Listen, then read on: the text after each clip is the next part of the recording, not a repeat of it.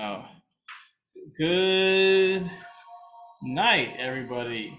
I'm so glad to see um one beautiful and one handsome face in the Zoom room. A face that I've not seen from in a long, long time. So it's always a blessing and a pleasure to see you. The great one, Toastmaster Ernie Starr, Toastmaster Kareem Minnis, and I'm here in the room with Toastmaster Daniel Jones and uh, Toastmaster Edwards and Toastmaster Hutchinson. I would now like to call this meeting of visionaries officially into order at 6:32 p.m. And let's go ahead with a opening word of prayer.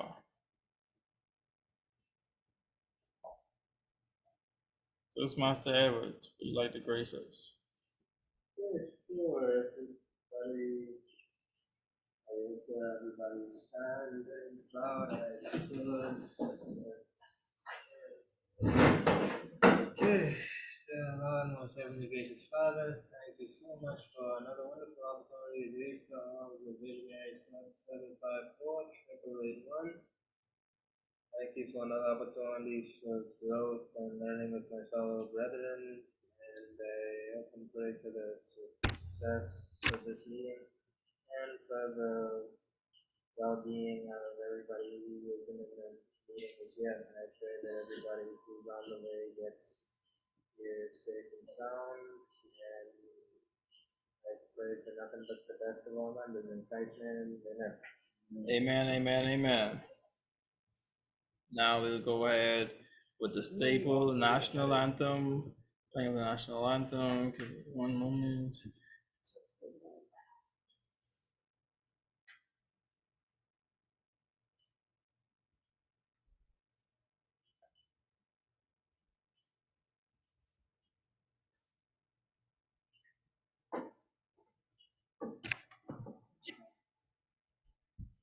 Share screen.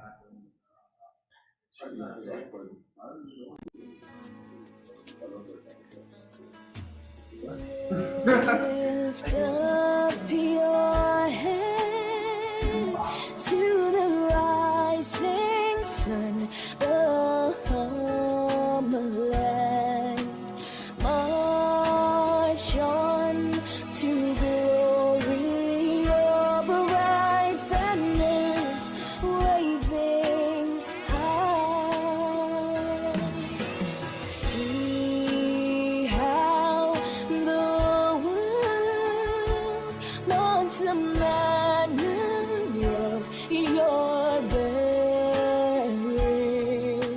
Pledge to excel through love and unity, pressing onward, march together to a common loftier goal. Steady sunward, though the weather, hide the white and treasure show. Lift up your head to the rising sun above the land, till the road you've trod lead unto your God. March on,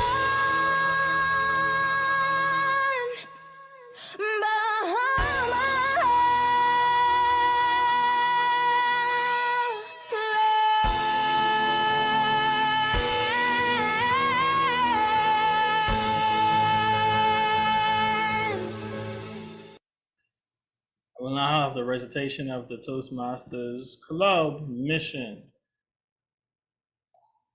Anybody willing to say it, give it a shot to say it from the top. No takers? All right. We provide a positive and supportive learning environment in which members are empowered to develop communication and leadership skills, resulting in greater self-confidence and personal growth.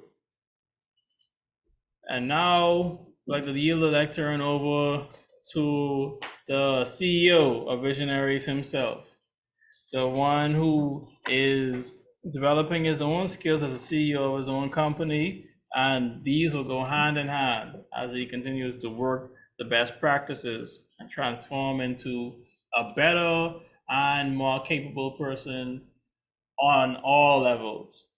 Let's bring to the floor Toastmaster Daniel Jones. She can come right there. Since we have a mic, it's mic a mic. You know, there's no need to hug the lectern. Toastmaster Jones. Good evening, ladies and gentlemen, boys and girls. Welcome to another exciting meeting of Visionary 754. Triple A one. I said 754. Triple A one. 751. Triple A one. Triple A1. All right, so I have a few minutes on the call. Who else is on the Zoom? We have the wonderful Toastmasters, Ernest Starr. Hey, girl. Thank you for coming out. So that's just those two? Yeah. So we do not have a quorum, which means I would like to ask for a. Well, we could continue, but it isn't an official meeting until we have quorum. So you could run through some basic things. I was doing this session. Oh, Just announcements. Okay. Absolute okay. Yeah. Now, the Phoenix late excuse for Toastmaster. All right. So before we do our, before we get into everything, Recess? do you have any late absent excuses?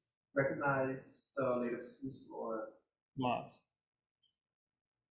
Toastmaster Knowles. A prospective Toastmaster being. We also have an absent excuse for Toastmaster Curtis, Mm-hmm. aka Toastmaster Summer. A late excuse for distinguished Toastmaster Ernesto G. Williams. Mm-hmm. That's it. That's everything said. Yeah. Any more? No one who knows it. All right, so later absent excuses going once, later absent excuses going twice, it's closed. Any announcements for this month? I believe we had menu and persons who decided to volunteer pieces for a potluck. Recognize. Just want to say for the room, for all of us in secured, we will be in the chambers of the SGA Senate on November 7th. All right. Oh, wow, that's neat. Hey. What's going on? How are you? Good. Are you here for Toastmasters? Huh? What is 410? What is room 410? Not this room. This is B5. What is 410? You mean I-4? You mean I-4? Let me look at I-4. Thank you. Oh, what class are you It having? sounds therapy. Yeah, I-4. Because they told me that they were last week. That's why I came here. I can say that last week. Probably at a different time. Okay, so moving on. So let the record show that announcement from Chief Toastmaster Johan Hutchison that the room for the potluck has been secured, and we will be having our most splendid event in the wonderful chambers of the GA Senate. SGA Senate. Awesome sauce. On November 27th, 16th. I don't know how to get there. November 27th. Which day is that? That's a Monday, that's the day they Oh, okay. By event, the social number. Thanksgiving. Okay. Oh, okay. Yeah, okay. But yeah, awesome sauce. So the last known record of Oh, yeah, and that's an excuse for Toastmaster Dean, Orly Dean. Let the record show that there is also an absent excuse on the floor for Toastmaster Dean. Mm-hmm.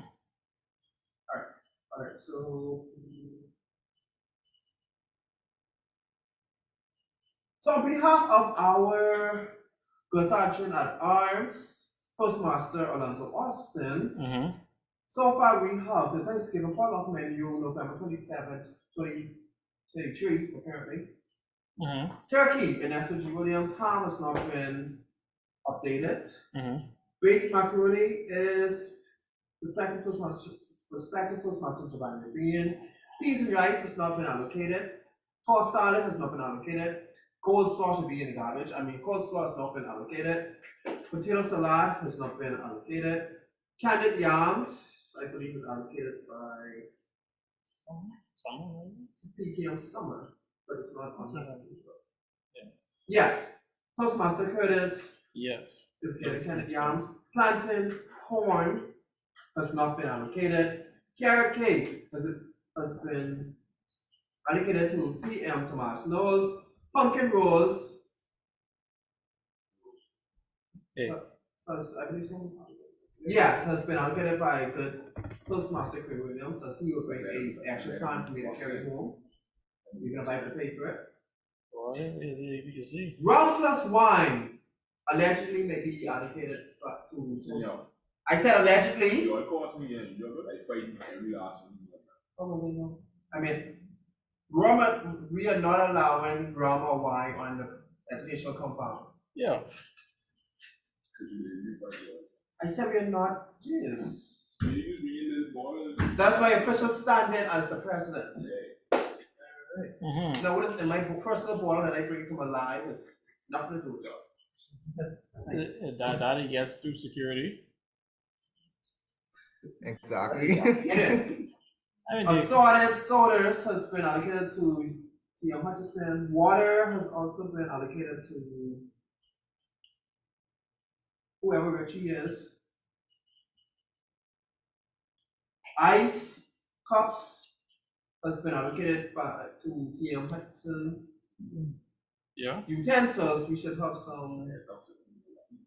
Mm. We should have some in our kitty, but if not, then we'll find a way. I most likely will either bring money or something like that. Hi. Mm. So that is the current list that will be sent out inside the WhatsApp group again for the social. Oh, Yeah.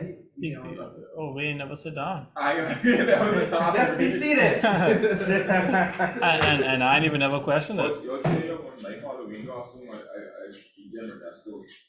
Mm. T-shirt with the slacks combo. So you said be successful for Halloween. Right. You decided to be successful for today.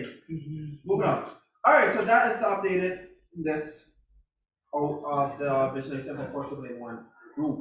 With that being said, do I have a motion to postpone the business session and all of the matters that may be coming from said? Mr. President, Recognize. I Toastmaster Kareem will dream move that we postpone the business session until after the general evaluation session. Okay. We suspend. Yes, the business session until next week's meeting. Is there a second? There's still maybe a business session. Absolutely correct. Yes, suspend. Correct. Okay, suspend until the next general. Until the next general meeting. I can say that. The next general meeting. Yes. We have quorum on the Zoom call. This is not officially, this is treated. Only. It's been motioned by Toastmaster Kareem Williams that we suspend the business session. Yeah. Yes, sir. So is there a second though? Toastmaster. I can't use them now. Toastmaster with second business. Alright, so there's 2 persons on the Zoom call and 5 persons in the room. I do not count, so 6 persons in total. All in favor by majority vote, please show your left hand or react on the Zoom call. One person on I the said Zoom. that. One person on the Zoom call since Toastmaster Store stepped away. Yes, we have one hand on for Kareem Minutes. So yeah, that's Yeah. one, That's fine. 2, 3, 4, Five. 5. So let the record show that which one. Yeah, let me make sure. So let the record show that majority rules that we Yeah. suspend the session of this week's meeting. Yeah. Okay.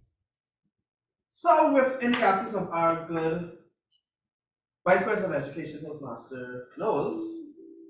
Mm-hmm. Yes, good job. I mean, thank you to get out. I mean, so tonight is all about preparation for not just our annual speech competition, but of course the area, the district, everything is important because at the end of the day, we are here to grow, learn, and be awesome. So that being said, coming to the virtual and physical lecture is a man who needs no introduction, but I shall give one anyway. His energy is second to none. He's a bit random, but he's the club's fire dancer / bartender / random, and apparently costume enthusiast. This is what to spend about $400 on his next costume to be built. Really? I'm speaking about none other than our good president, Toastmaster Flo Martin. Thank you.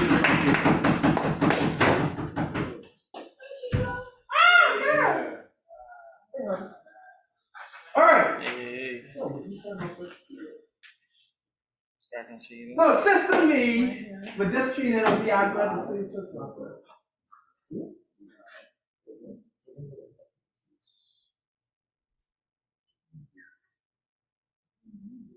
Did you see that slide? Okay. So, what I said, so last I said she was. I think about 15 years.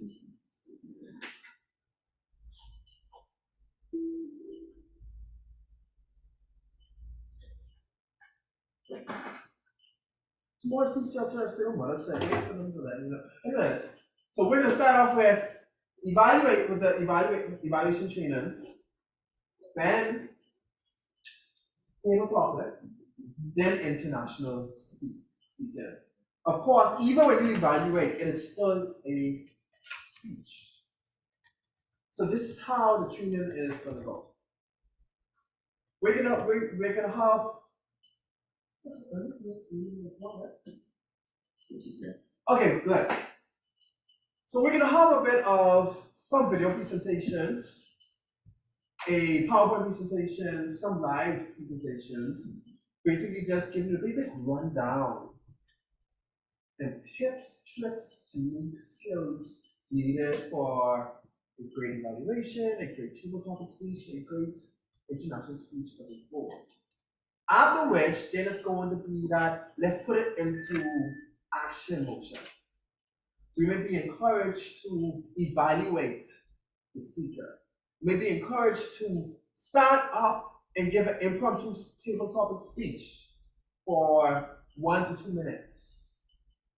Or you may be encouraged to present a speech that you have prepared. But at the end of the day, if you have not been encouraged to do anything, you are encouraged to put your best foot forward. That's all that you do.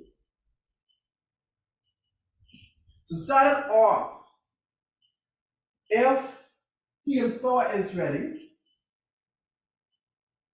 she's going to start us off with our first presentation on giving a evaluation when it comes to evaluation. Give it up for TM Star. And DM Williams, who is going to help us to get it under the experience.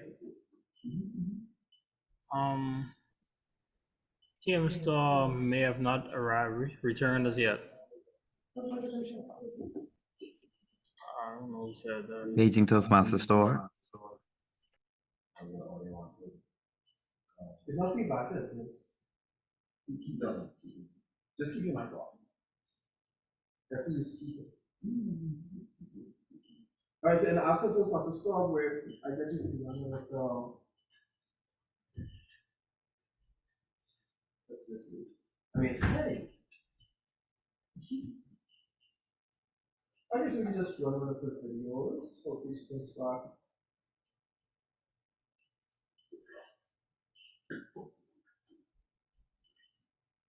So we can move forward, one, evaluation. So we start with the hunter of yes, please let's see.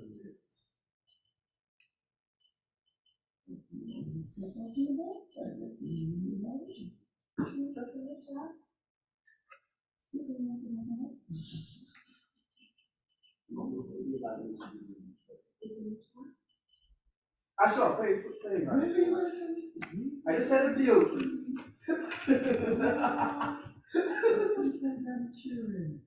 I just sent it to you. So you can do the first one, second one. How to get away with speech evaluation. Alright, so the first video is, as the title say, and this is a past winner. Jonathan Pang, trainer, speaker. Oh. And also Toastmasters champion. Last year I won the Hey everyone, this is Jonathan Pang, trainer, speaker, and also Toastmasters champion. Last year I won the Evaluation Championship for District 85, which makes me a national champion in China. And today what I want to share with you is evaluations and how I won that championship. So evaluation is probably, in my opinion, the most important speech you'll ever do in Toastmasters. The reason why is because it's the part where you actually are giving value to somebody. It's where somebody actually has the chance to grow and improve. A lot of times, though, what I find is that people often give empty evaluations. They also forget that evaluation is like a performance. Here are my 4 techniques on how you can really give an effective evaluation that's not only going to wow the crowd, but also give some really concrete feedback that's going to help your speaker grow. So the first thing is, you have to remember that evaluation is a performance.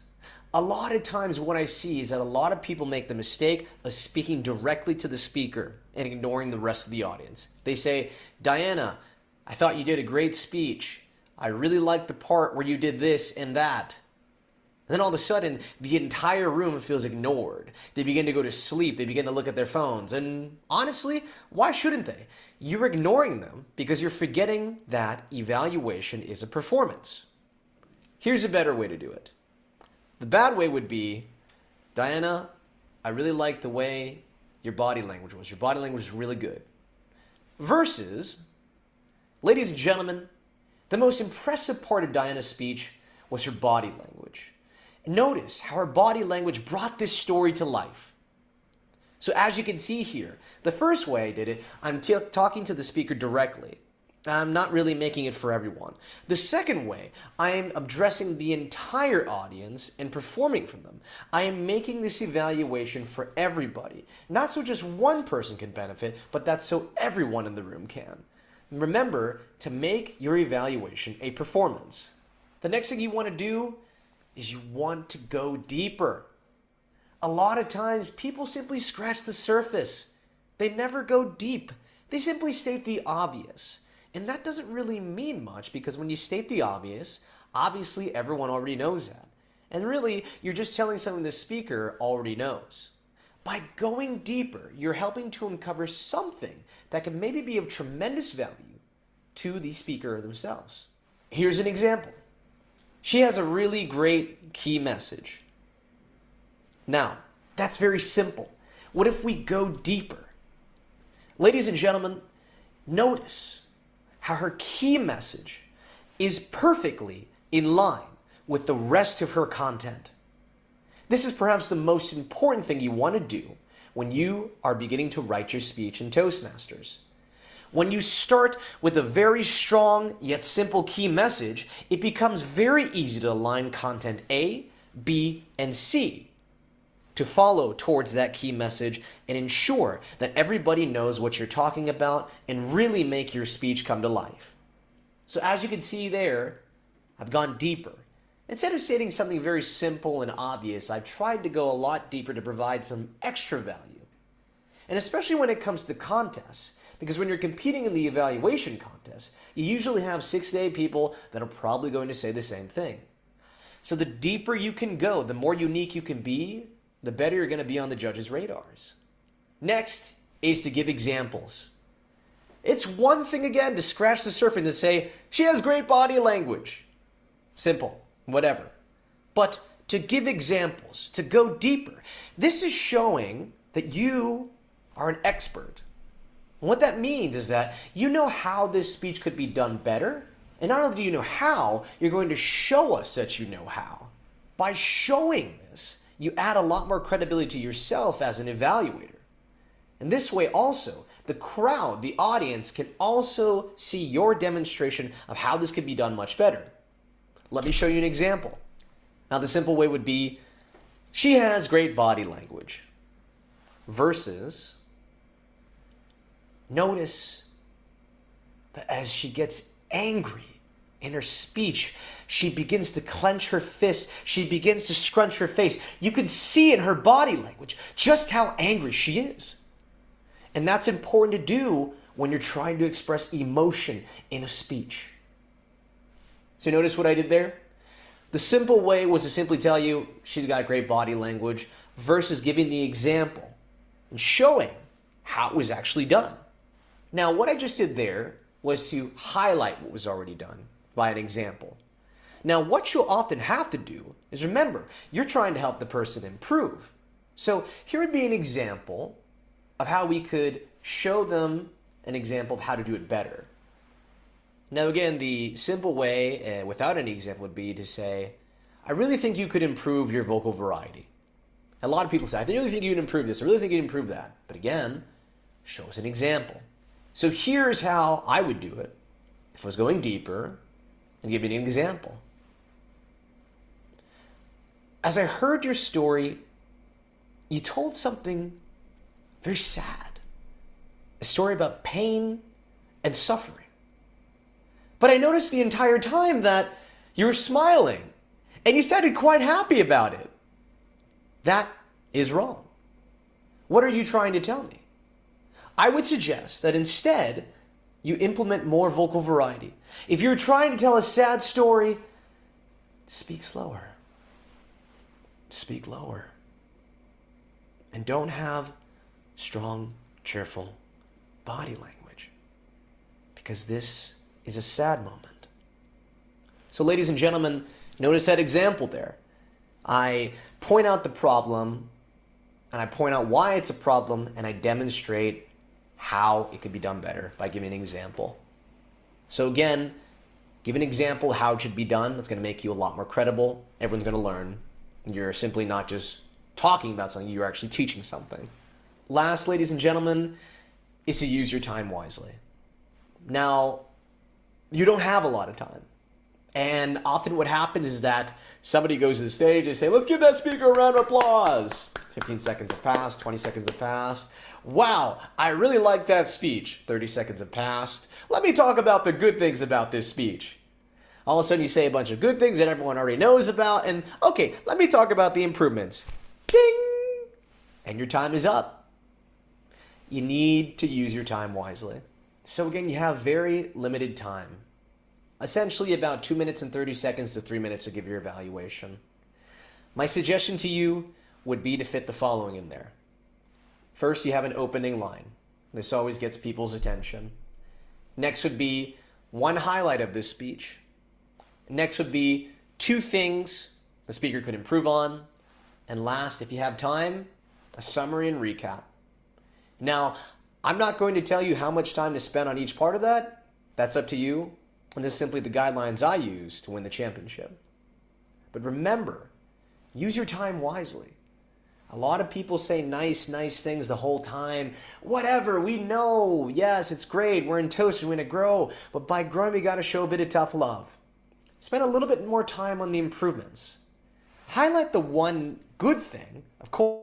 course, make it a tremendous good thing that was the bright and shining light of this speech. But again, the improvements is the real feedback that's going to help the speaker grow. Now you might be saying, but Toastmasters is a place where we should all be nice and grow together. Well, I agree. But also at the same time, to be nice and grow together, we cannot mislead people. My suggestion is after the first CC speech, CC Manual 1, 2, and 3, after that, which should be the icebreaker and getting your basic speech out there, show a little bit of tough love after that. After they've essentially gotten their wings and can start flying, it's time to be a bit truthful. That will be the best thing you could do for them. And last, of course, the things I've told you today are my method. Always remember that when you're not competing, see, when you're competing in the contest, it's no holds barred. You can talk about anything and everything. But when you're evaluating somebody in your regular club meeting, remember to stick to the manual objectives. Sometimes people go way far from the objectives. As an example, a speech about body language, they begin to talk about vocal variety and structure. No. You are focusing only on the manual objective. That is the objective of the speech. So remember to stick to those. Again, ladies and gentlemen, remember that evaluation is a performance. Remember not to speak just to one person. Make it for the entire audience so everyone can learn together. Try to go deeper. Don't state the obvious. Try to be unique, especially when you're in competition. Remember to give examples. It's one thing to say, but it is another to show us and demonstrate how it can be done better. Next, use your time wisely. I know you want to be so nice and say all the good things, but remember you only have such limited time. My suggestion again, 1 highlight, 2 improvements. It's up to you. And last, ladies and gentlemen, remember to stick to the manual objective when it's not the contest. Well, that does it for today. My name is Jonathan Pang, a proud member of Toastmasters here in Shanghai, China, a district champion, and also a learner for life. So if you also have some ways how you think we should give an effective evaluation in Toastmasters, please let me know in the comments. My name is Jonathan Pang, a trainer and speaker, member of Toastmasters, and I'm wishing you a positive and productive day.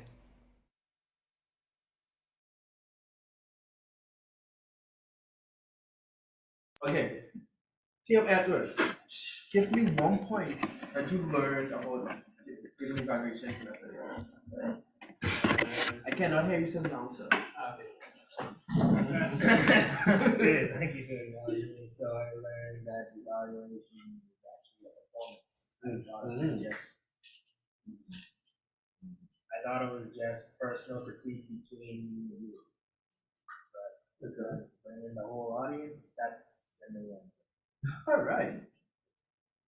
It's performance, it's a show.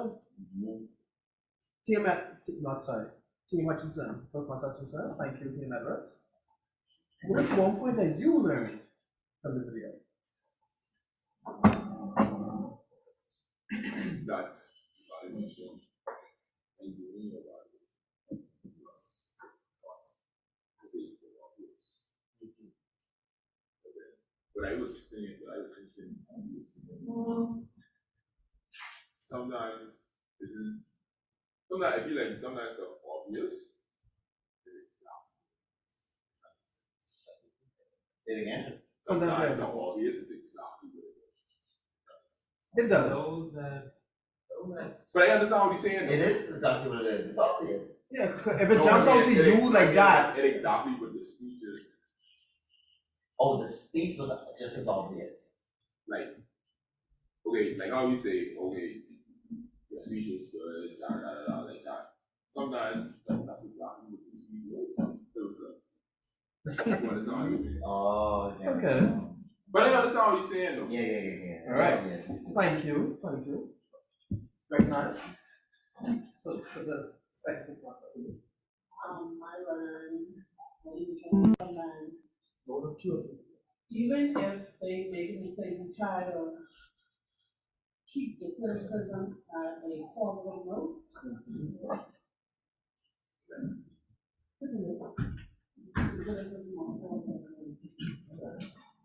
Okay.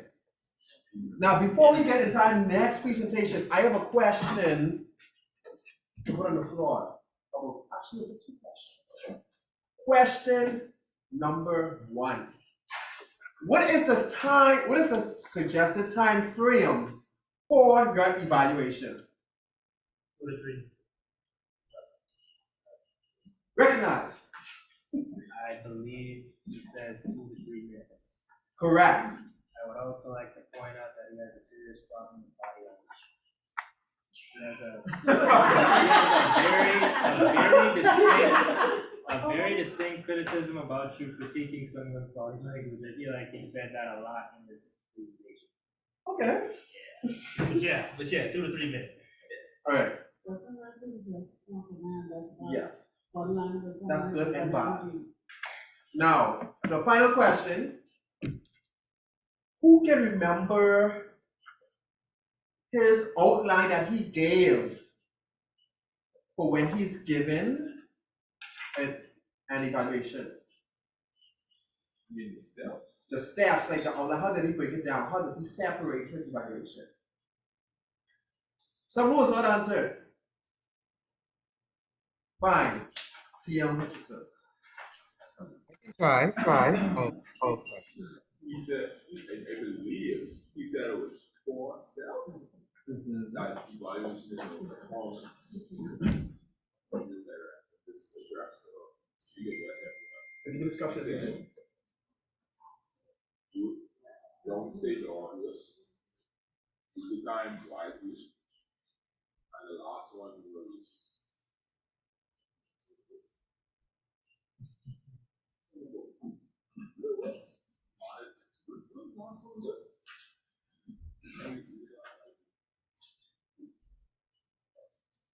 Is that you were paying See attention? the last one?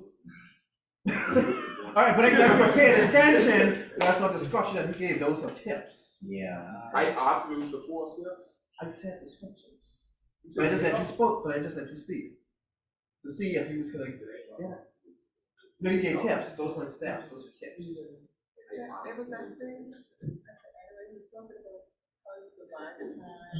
Detail would have, thank you so much, Mr. President. He would have noted to begin with a opening sentence or an opening line, followed by one highlight, a positive highlight of the speech, Highlight. then 2 recommendations on how to improve said speech, and then to end with some form of summary.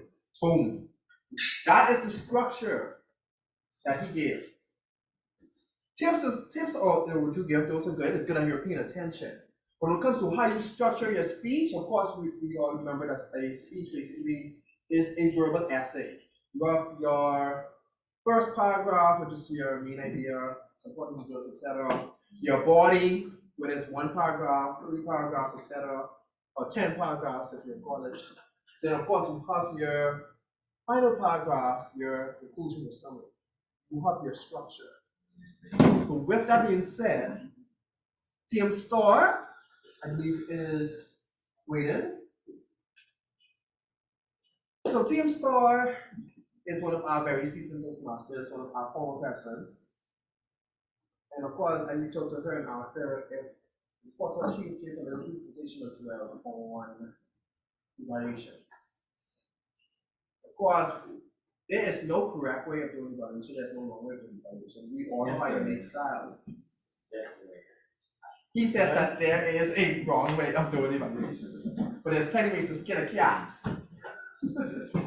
So TM Star, are you ready?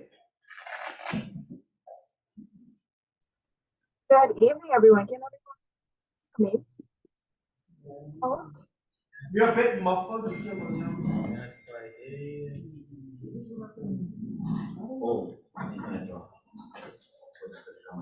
okay, can everyone hear me a bit clearer? If I just elevate my voice. One moment you're muffled, the internet is being You might ETC. want to pause. Maybe not. Open audio preference. Yeah.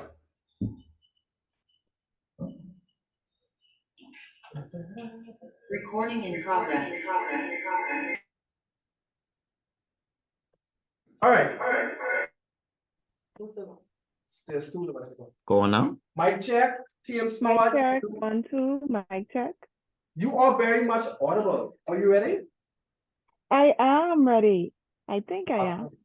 Well, the floor, the virtual lectern, the atmosphere is all yours. Team stories. Do I have sharing capabilities just before I begin? You do. You can have whatever you like. Can I have $1 million? Sure, I'm not going to give it to you, but hopefully they give me some too. Hey, when we get there, when we get there. All right, good evening, everyone. It's so amazing to be back in the hall, so at least the virtual hall for me of visionaries. I was hell-bent on being face-to-face today. Trust me, I really was. But powers that be, in order for me to be logged on with you all, I had to ensure that something else is being dealt with. So I'm still happy to be here. I miss you all so much. But I know that I'm going to be able to see all of you next week. Now, Toastmaster Jones reached out to me to ask me to give a presentation on evaluating.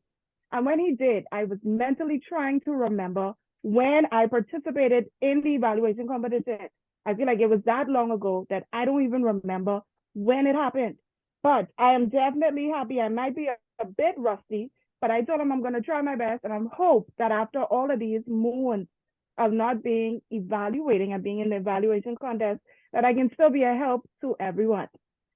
It is going to be a little interactive, so I'm going to hope that some persons answer me and I don't have to myself. But I am a teacher, so I am very professional at talking to myself and answering myself. So if I have to, I will, but I hope that I don't have to do that. Let me hope that you all interact with me. So when we look at evaluation, why do we need to evaluate? Can anyone tell me, what do you think is the purpose of evaluating? Why do we need to do it? So hopefully improve. I heard Toastmaster Edwards. What did you say? To hopefully improve. To improve. Excellent. Toastmaster Minutes, I also saw you unmute. Were you going to add something? Yeah. I was going to say evaluations are super important because how else can you know if you're making progress or not? Awesome. Yes. All of us, most of us, if we're not a student, we're working. And one thing we love is bonuses or some praise in some type of way. You can't tell me that I can't qualify for a bonus for my job if you cannot tell me why. You need to tell me what I need to improve so I know how I can get more money from you. And that's very important in the workforce. As a teacher, we get evaluated twice per year.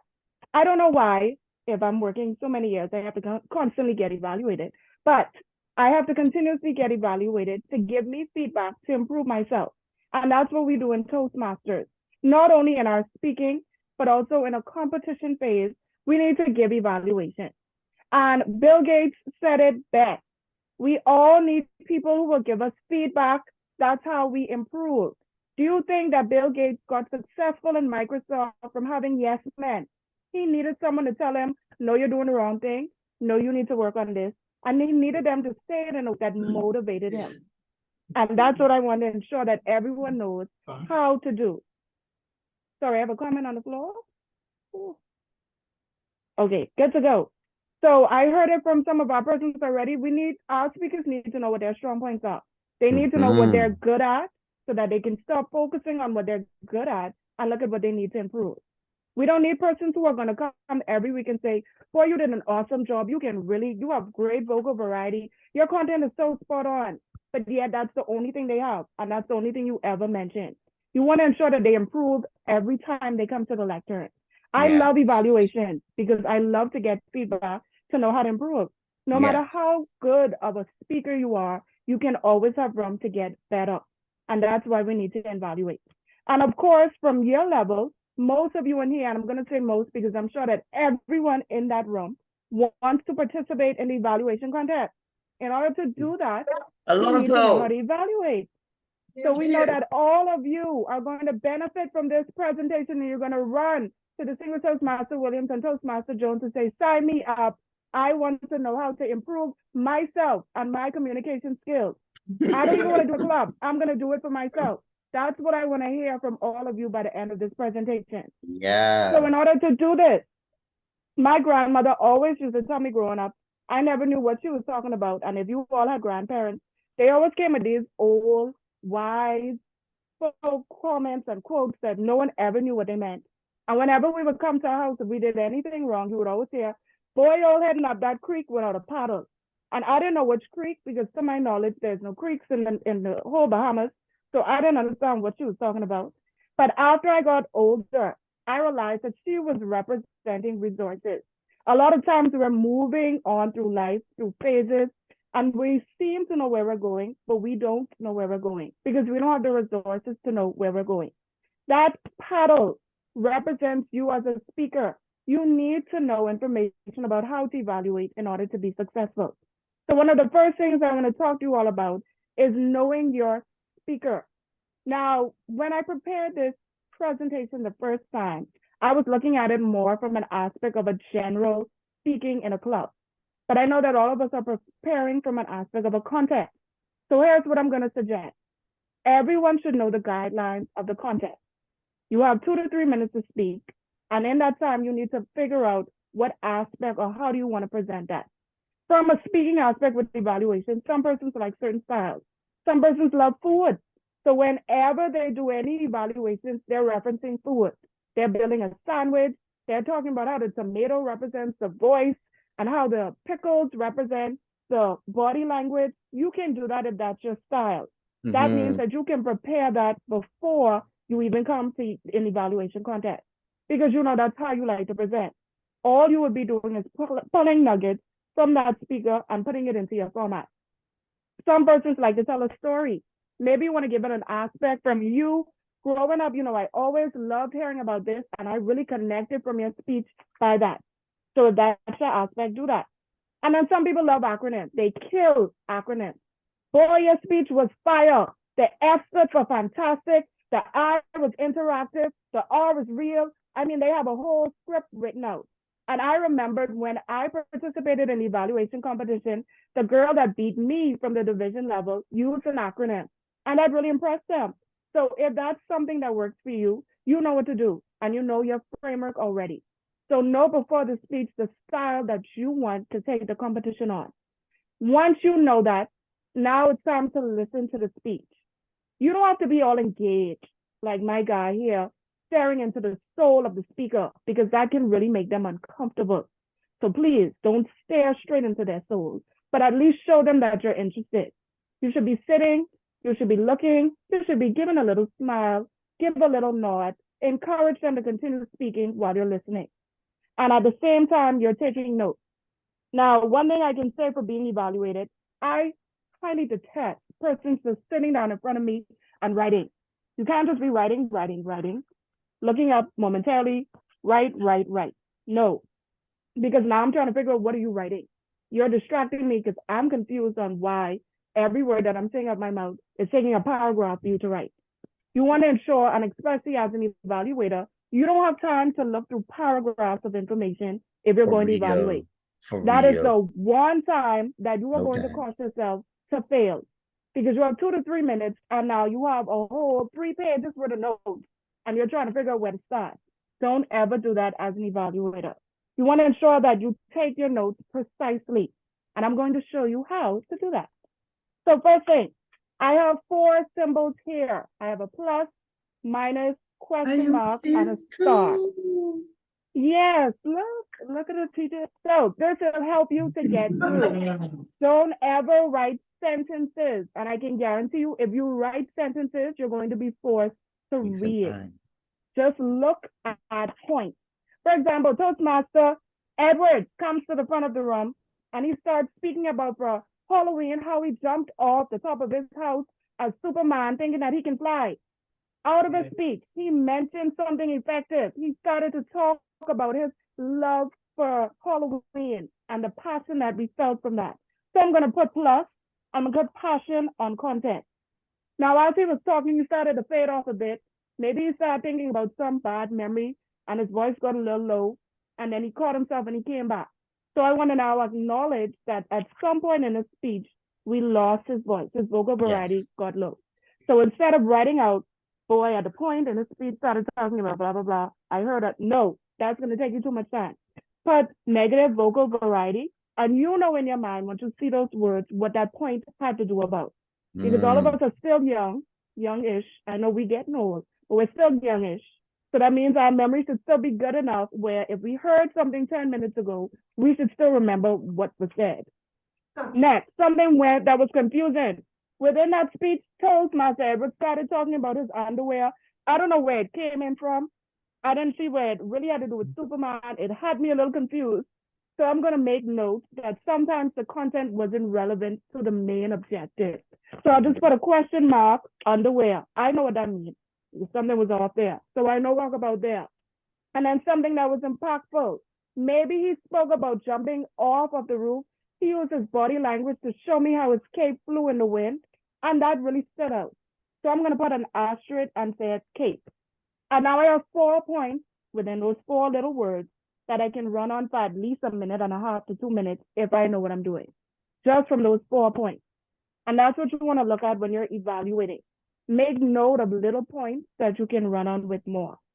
Another important aspect is looking at the categories. Now, this is a lot of different categories that you can identify in one speech. You don't always have to speak on each category in your evaluation, but you should make it your point to speak on at least 3 to 4 of them. I always agree with the rule of 3. Give me 3 positives, and then tell me something that you didn't like. I always relate evaluating to a light-skinned man. I really apologize, distinguished Toastmaster Williams, but light-skinned men like to build you up. They give you that confidence, they make you feel good, and at the tail end, they just rip you down. They just shut you down. And that's how we want to do. We don't want to shut people down like how light-skinned men shut people down, but you want to bring them down from their pedestal that you just built them up on. And you need to do that by these points right here. If we were talking to Toastmaster Edwards, we would give him an evaluation and ensure that all 4 of these areas, at least 4, were covered. But we also want to ensure that it's not generic. So we're making specific points of everything that we liked within his speech. That's important. Now, everybody's still with me. We're writing in the speech, we're making our notes. Once we do that, we're going after the speech now. We need to ensure that the points that we're going to organize make sense. We only have 2 to 3 minutes, and now we just listened to probably a 5 to 7 minutes. How do we now capture that in 2 to 3 minutes?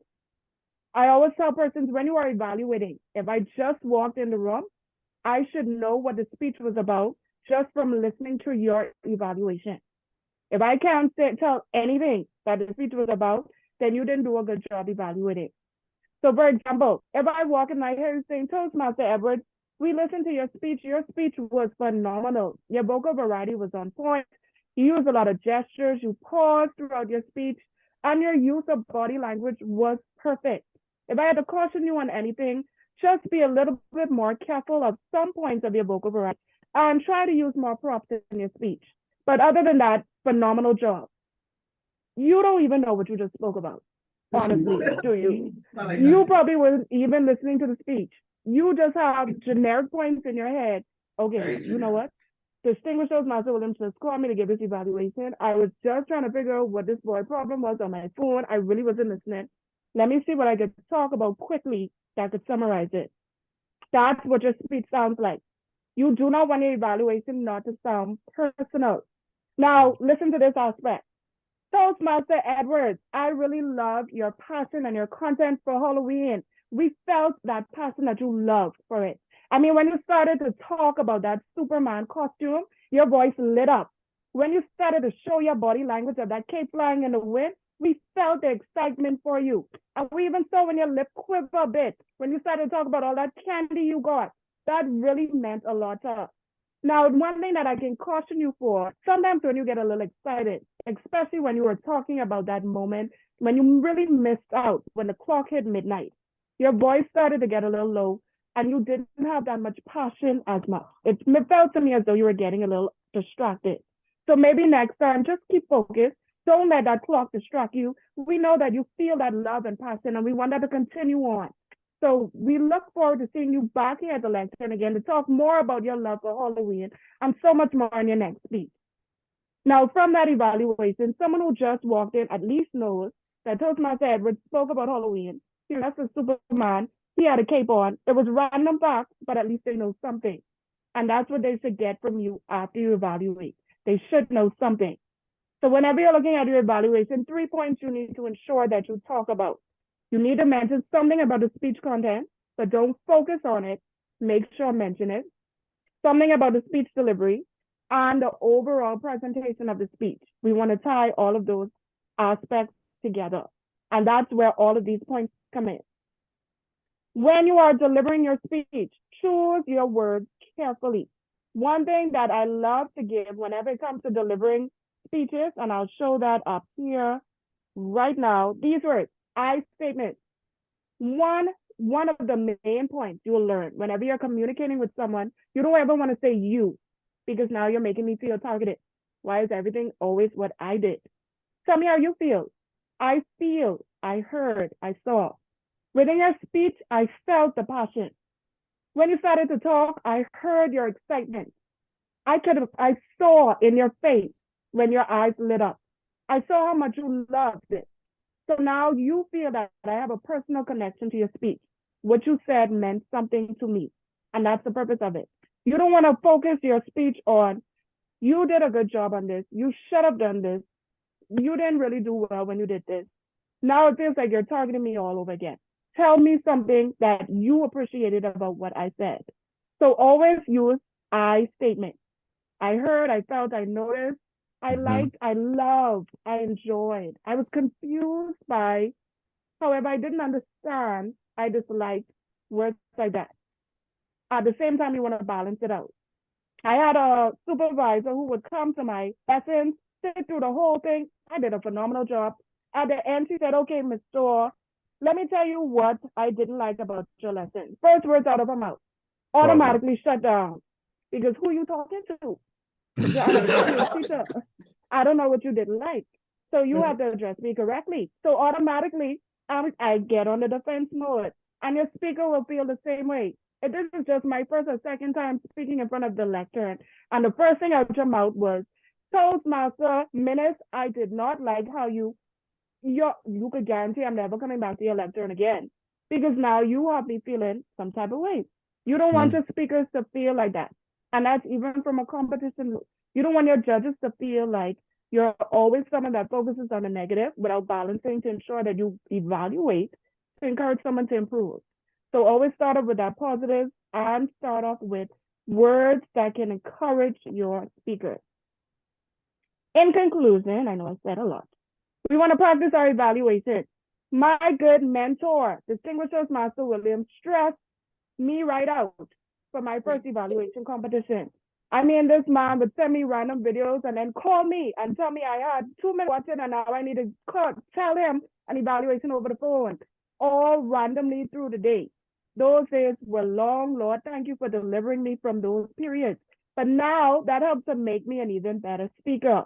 You want to do that yourself. Don't just wait for Toastmaster meetings. Evaluate. When you're listening on the radio, and we know that it's always something to evaluate on there. After you hear a talk show or someone comment, evaluate them in your mind.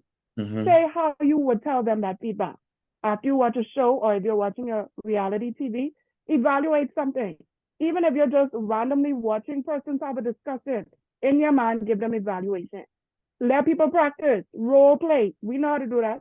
Bahamians love drama. Let them put on some quick 2 to 3 minute skit and then give an evaluation for that. That's one of the main ways that you can improve your skills. Always remember the objective. When it comes to our speech competition, we know the objective is to evaluate as effectively as you can, covering as much points in the most creative and unique way. But also from a club level, everyone speaks for a reason. You should know their objective for their speech. There's no way that you can evaluate me and you never spoke to me to know what was the purpose of me opening my mouth in front of you. You need to know that so that you can give me good feedback. Leave the speaker feeling motivated. Please do not make the people feel like after the meeting I need to find you while you're on your way to your car because I feel like you intensely said something to me and that caused a whole drama. We're too close to the end of the year. The debt count already a little high. Let's make sure that we sit down and give people positive feedback to let them feel motivated. And I know when it comes to visionaries, we never have that issue. Everyone is always motivated because they keep coming back. So that means we're doing something right. And lastly, enter the competition. That is the purpose. And I'm so discouraged now that they give you all choices because we never got choices back in the day. But you all need to enter the competition. I feel like it should be a mass enrollment. That's the only you know how good of a speaker you are when you go in a competition. When I went in the area competition, I could guarantee you I never expected to win. I just didn't feel like I was at the area level. And when I went there and won, that shocked me, which showed me, and it'll show you the same thing, that you are more powerful than you believe. But you will not know until you come out of the club and go out there and speak. So you have to push yourself to do that. And that is my last point. So I thank you all so much for listening to me rant and rave. I hope that I did a good job for the first time in forever, and I hope that you all are encouraged to now go and sign up for the evaluation competition. Thank you, Mr. Chair.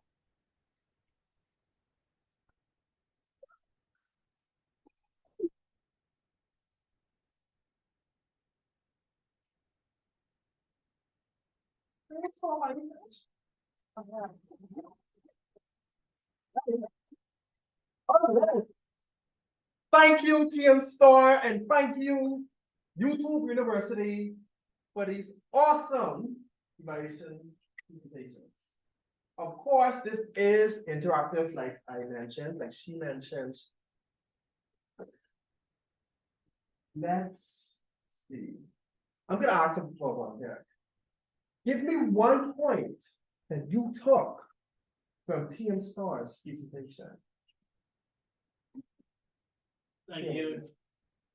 1 point that I took that I did not understand, but I wish I did, was the note-taking system. Really? Yeah, use the little symbol with the plus and making abbreviated, concise notes with some kind of cue as to why we were making that note. Like I was just trying to figure out, okay, I scribble a quote, I scribble this and that, and I try to figure out to make sense out of what I had on the paper. So I was doing the same thing, reading to try and make sense of what I had instead of just using what I had. Because you went far in the competition as well. Yeah. Yeah. Okay. Yeah, I did. I just qualified myself. I was looking for the speech. I can't find it. But yeah, that may have helped. Definitely would help. So yeah, that's it. All right. Thank you. Thank you. TM Tara, I see you scratching in the bottom, which means we clearly have a lot percent out of you can say. If you won't find it, but you thought from the presentation. It says that you can practice your evaluation, not only with speeches, but you can practice them anywhere. You can practice them using radio and here, and this way you can build confidence. Or enter competition.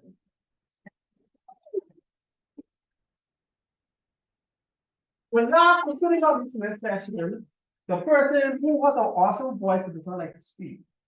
You can sit down, that's why I allow that. Please for me, say.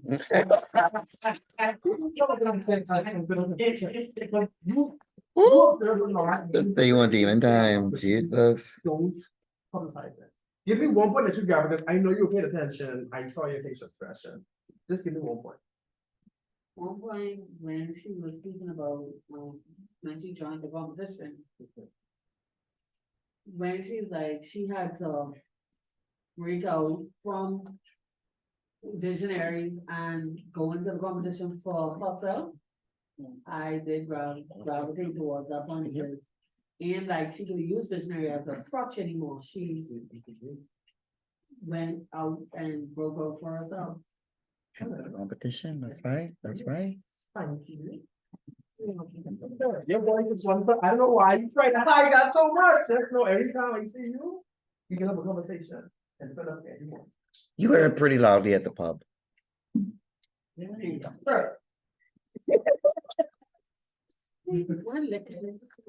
Wow.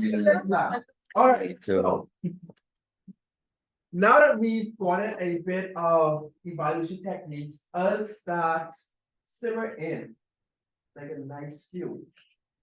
That's only the first part of this training. So you got some tips on evaluation, let your mind flow there. Now it's time to dive into the tabletop aspect of this. So of course, before we get into the tabletop presentation, while we have up, your tabletop is basically you're speaking impromptu 1 to 2 minutes. Basically, that means you never know what they're going to try you. Only thing you know is empty. And I can make you look good. So, in a way, we let members get away when it comes to tabletop and presentations because we ask you a question. And many of you like to start off, give a 1-sentence answer. And sit down. Mm-hmm. That's also that we should encourage because at the end of the day, the whole purpose of it is to help you to exercise not just your voice, but as well as your mind.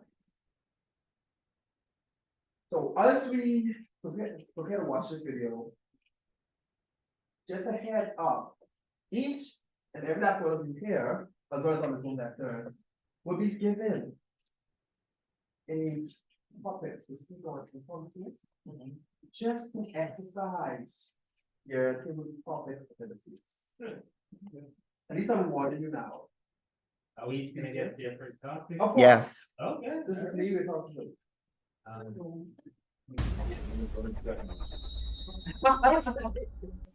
How to think on your feet. Now, this message is geared towards Toastmasters. However, if you have to think on your feet, whether it's a quick pitch or a question from someone you want to impress, this will help you in any situation. A lot of times people have that situation where they get asked a question and they answer it and they go away and say to themselves, oh, I should have said that. I should have said this. Avoid that by actually being prepared ahead of time. Before we get started, if you haven't already, sign up to subscribe to my channel. You'll get ongoing tips on personal development as well as public speaking. Now let's get into it. 3 tips for staying on your feet, in your head, and being able to answer any question on the spur of the moment, whether it's in Toastmasters or impromptu speaking of any kind. First, slow down. When you get asked a question, when you think of something that you have to say or you have to respond to, just slow down for a minute. If you're walking to the front of the room and you're about to give a presentation, slow down your walk. Slow down your speed of thought. Just think to yourself, relax, presence, relax, presence, and then you can answer the question. A lot of times people get ahead of themselves and they think, oh, what does this person want to hear? Or what should I be saying? If you slow down, that alone will help you come up with a more logical and organized response. Secondly, stages. This is more for table topic speech, but it can be applied to impromptu speeches as well.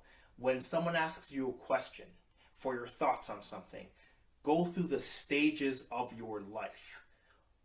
What did this question, this word, this phrase, whatever, mean to you when you were young, when you were in your teens or early adult years, and what does it mean to you now?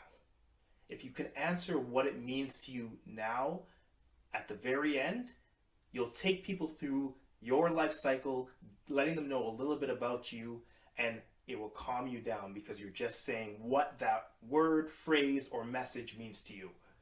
And finally, sum it all up with a lesson.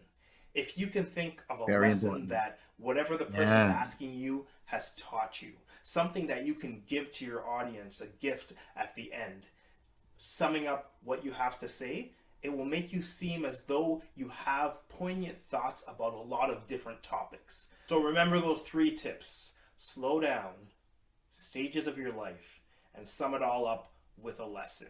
That will set you apart from most people that try to just speak and it just comes out wrong. So if you want things to come out right, remember those 3 tips. And of course, if this has been valuable to you, sign up below at my website for more Come tips on, get just us like free this. advertisement. Until next time, keep speaking, sharing, and serving. Yeah. Okay, so insightful, right? Simple, straight to the point.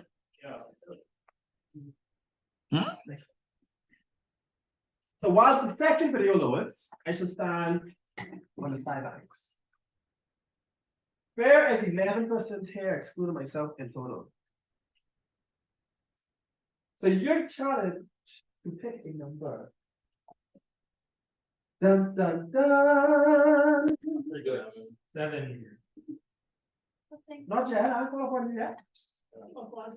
You ready to deal? No, not yet. Anyways. So, who wants to start it off? Number 6. Seven. Hold on. Make it great. Make it great. You. Can we do it contest style? Have the speaker approach the lectern, and once you sit down, you say their name, the topic and the name. Can we do it contest style, please? Okay, but I'm changing on 6. Please change it, yeah. In fact, So you want the video to play, or you want him to go first? Start with it. Right, give it to him out there. Start the video? Yeah. And then once done, Johan, you will approach the lectern.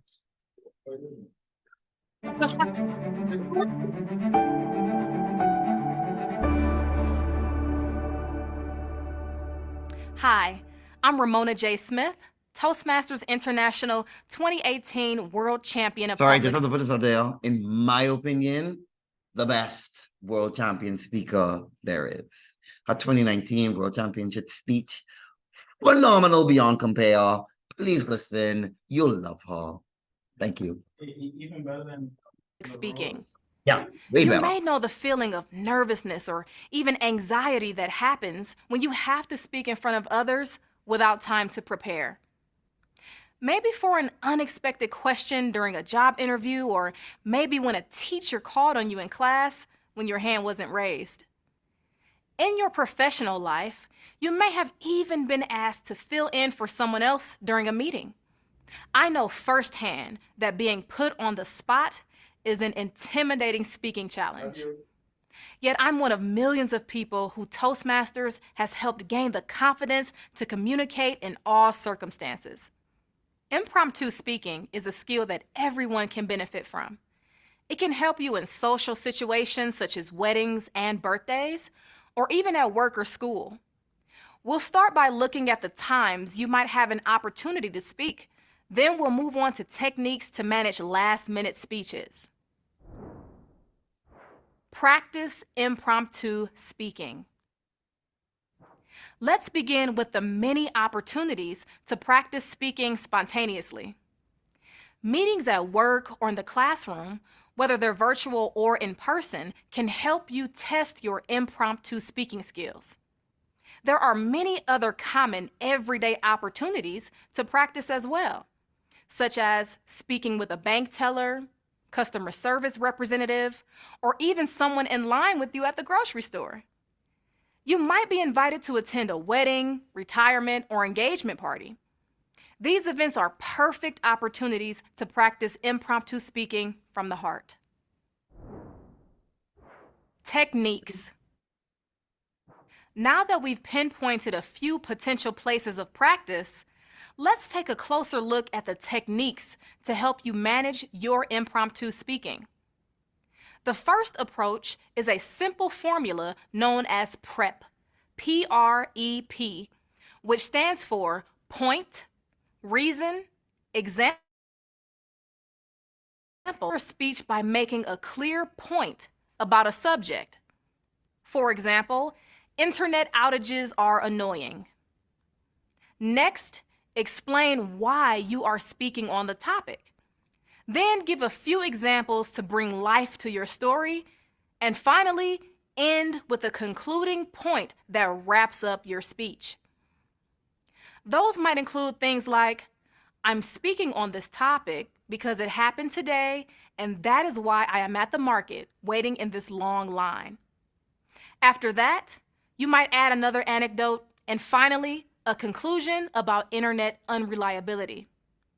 By following this flow, you'll be able to clearly state your main point and help keep your ideas on course. Prep is an excellent fit for more professional settings, such as business meetings and even interviews. Another way to manage your speaking time is by following the pros versus cons, or positive and negative method. Set up an issue by addressing the pros first, the cons second, and then neatly wrapping up your point with your recommendation. Pros versus cons also works well in a professional setting and in many everyday settings as well. Filling in for a speaker. If you find yourself filling in for a speaker, quickly think about how you would open and close your speech. You may begin by sharing a few personal stories and then engaging the audience by acting as a moderator. You can encourage questions and answers to extend the speaking time if needed. Now that you've considered how to prepare for your speech, it's time to concentrate on the final and most important step: delivering your impromptu speech. The only way to master impromptu speaking is by jumping in and practicing in real time. If you struggle with being a perfectionist, don't stress. Simply try to have fun. Most people at the event will applaud your courage and willingness to stand in. Stay on topic. It's important to know one of the pitfalls of speaking at a moment's notice, and that is the tendency to ramble. The best way to alleviate this problem is to draft an outline before you begin to speak. This may not always be possible, but if you can, take a moment to write a few notes to guide you along. Incorporate the tips and techniques we've just covered. You'll be amazed at how quickly you'll have the confidence to be a great impromptu speaker.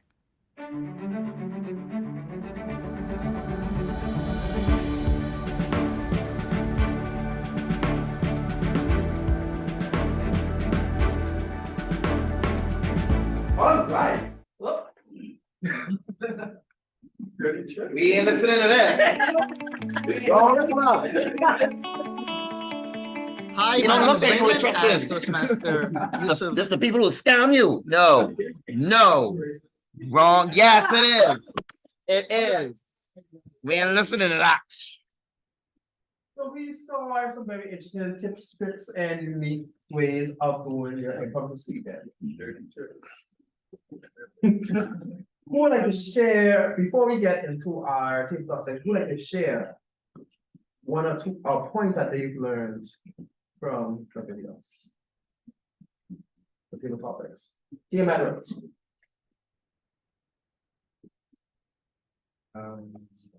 I think this was from the first video.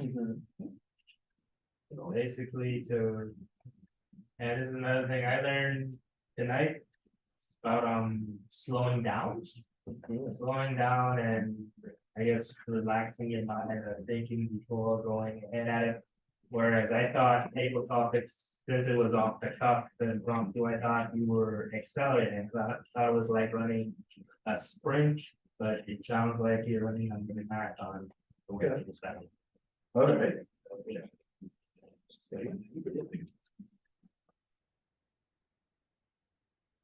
Yes, hey girl. You really know the question. Give me a point.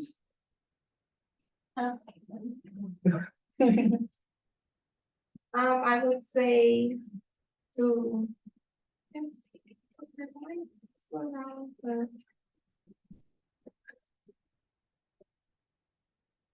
You got it. Yes. I would say. Oh, y'all gotta forgive me. My mind was far. It's all right. So Of course, I cannot expect you to come up here and give your impromptu speech, just impromptu speeches without myself. Give an example of an impromptu speech, of course. And with that, I'm gonna ask the Distinguished Toastmaster and SG Williams to give me a topic. I'm good by Citizen Education, TM knows is going to be our timer. And of course, I'm gonna request that Distinguished Toastmaster and SG Williams evaluate me during the evaluation after when the sample evaluation time. Yes, PM. No, you cannot evaluate me. No. I was gonna ask, if I can ask a question. Can I give this one? Yes, sure. Picking this, let me know, so I could do a contest style. What? You have it in your head? I don't know. The future pick.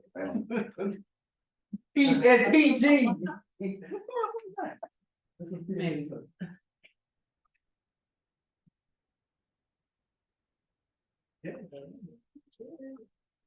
Ladies and gentlemen, presenting our first speaker for the afternoon, the good Toastmaster Daniel Jones, speaking on the topic, what I learned from the Israeli-Palestine conflict is, what I learned from the Israeli-Palestine conflict is. Round of applause for Toastmaster Daniel Jones.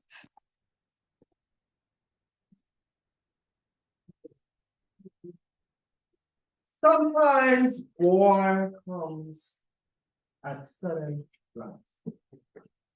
Sometimes it is expected. Sometimes unprovoked. But simply, sometimes it's because we have nothing to do as human beings. What I learned from this conflict is simple. Have faith. Why of all things, such violence, such tragedy, why is coming faith? The lesson that I learned from this conflict, because it is my belief that when you have faith and you believe in something, but you are motivated, you have your inspiration to go to war, to fight for what you believe is right, because justice is a matter of perspective. Right and wrong is a matter of perspective. But your faith will allow you to act for you, to put your hands forward and to fight when most persons will look at you and be confused of why you're fighting. That faith allowed me to have a better understanding of persons. Why are you doing this? What is your motivation? What is this all about? And the confusion, I was able to understand that their faith drove them to their actions. So you may say, war is such a bad thing. But in their eyes, then we do something right. In their eyes, this is because their faith drove them to the decision. In their eyes, their faith put them on this earth for that very same reason. So that is the lesson I learned from that conflict. Thank you.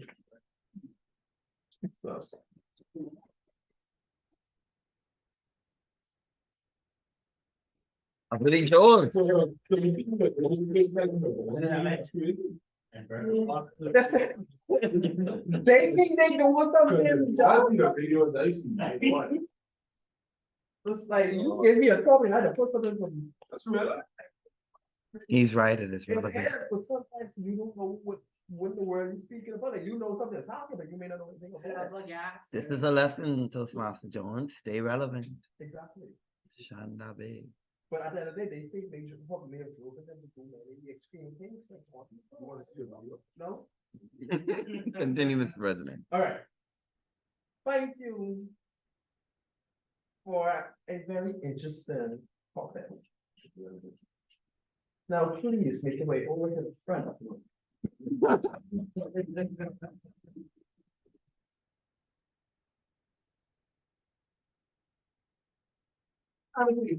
wonderful.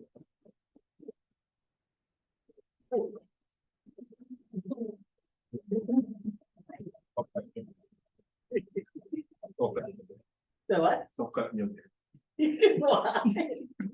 All right. TM. Friend or foe? Friend or foe? TM.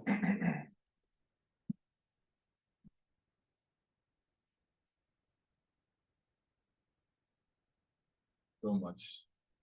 Feel that was myself. But I think Start again. Mm-mm. Just go straight into it. Go straight into it. Just go straight into it. There's no tabletop stuff. No, the competition. This competition. Style. Start over. Then go straight into it.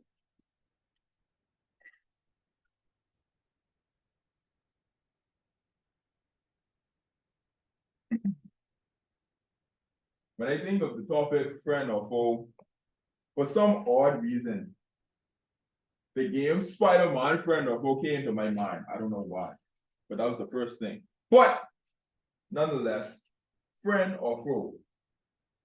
A friend is someone who you can trust. A friend is someone who you can rely on. A friend is someone who you might love.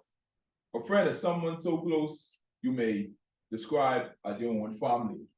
Whereas a foe is someone who may oppose you, someone who may have different beliefs than you, someone who you may see their actions as not right. But I think of friend or foe, I think of how someone may perceive a situation.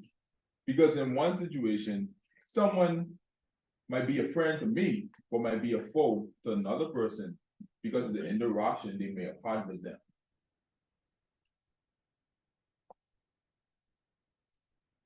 Jesus. Okay. So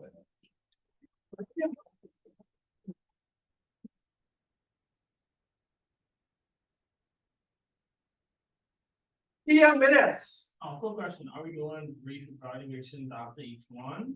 Or are you just gonna go with This is start. Evaluations will come. I'm here. I'm here. Sorry. All right. Choose a number Let me fix the lighting. 1 through 11. Number 6 is already taken. Oh my God. Let me see. Okay. I'm gonna go with 8. Number 8.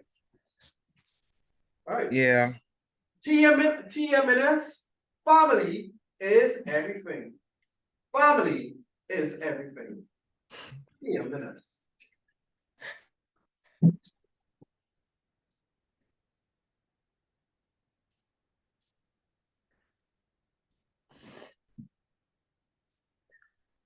Fatherly love unlike any other. Now I know we all have heard the saying there's nothing like a mother's love. But what about a father's love? Yes, moms, they care like no one else can. Yes, they can make lunches for us the way how daddy can only dream of making. But at the end of the day, can they make us feel the way that our fathers do? No, because fatherly love is one that cannot be replaced by none. Because why?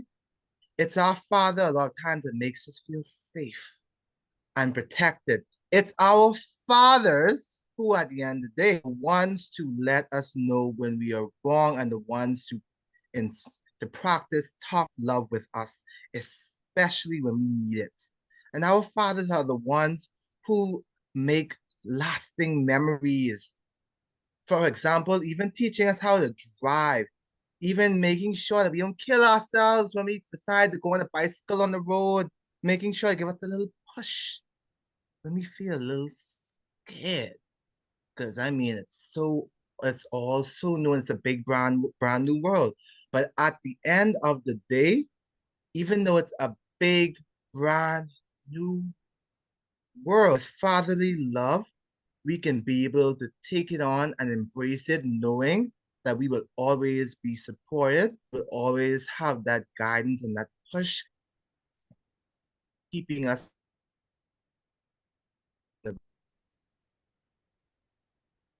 All right. Thank you.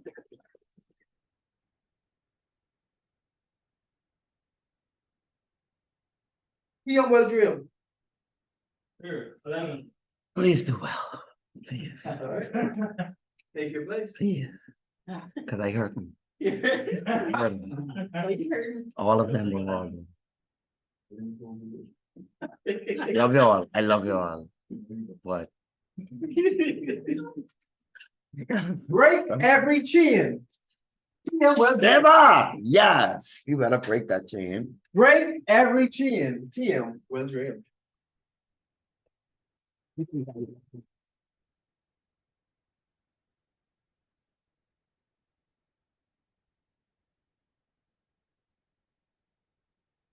There's an army rising up.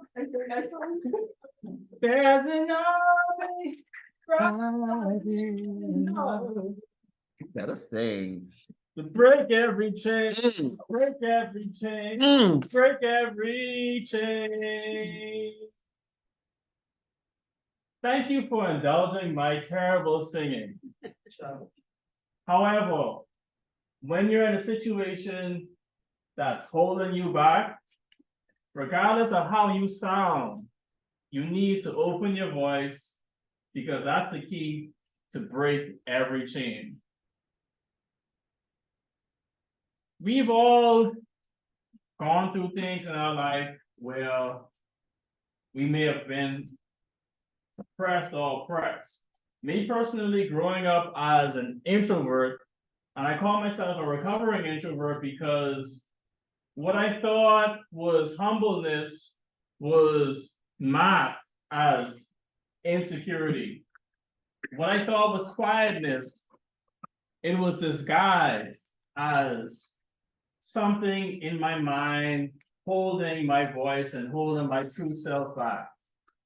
And as I grew and I became older, I realized that in order for me to break these chains, I must find my voice, share my voice, and do so unapologetically. So what I've learned growing up is that when you feel down, when you feel like something is going wrong, don't keep your mouth closed. Instead, open your mouth, let your voice be heard, because that's the key to breaking your chain. Thank you.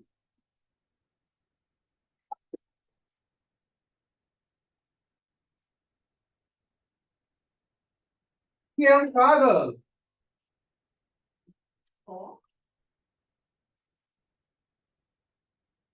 It's gonna be a second time speaking. Oh, look at God. We just need to pull Alex now. Okay. Oh, That Thursday.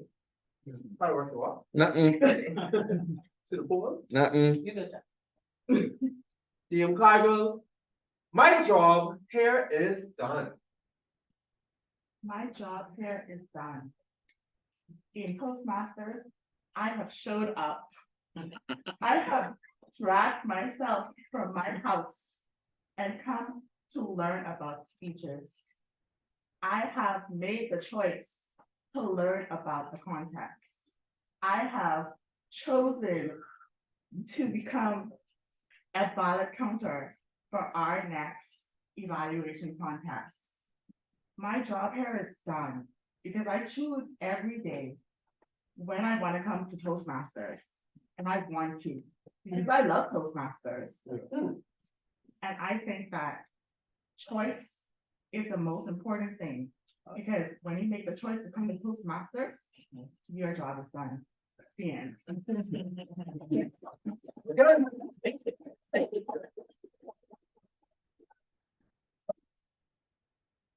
Why don't you speak more often? Where are you coming from? Yes, sir.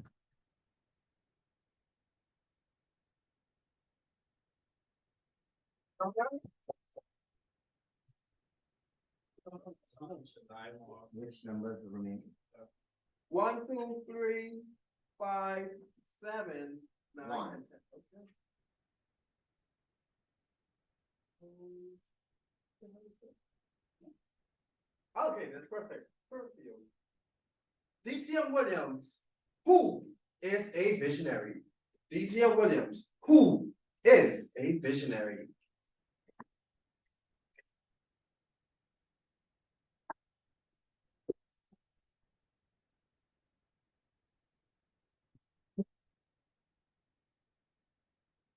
Freaking out, breathe it out.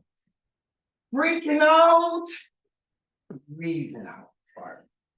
I learned these amazing words from a Netflix animation cartoon where a grandfather reminded his grandson that when you're freaking out, instead, breathe it out. Of course, those words mean so much to me. And it means so much at a particular time in my life when I decided to run and become the president of the College of the Bahamas University. And I was reminded how difficult it is to walk and maintain such powerful leadership positions. When it's time to fight for others, I remembered cowering, but trying to find the means by which to start. And I did it. I may have freaked out, but I breathed.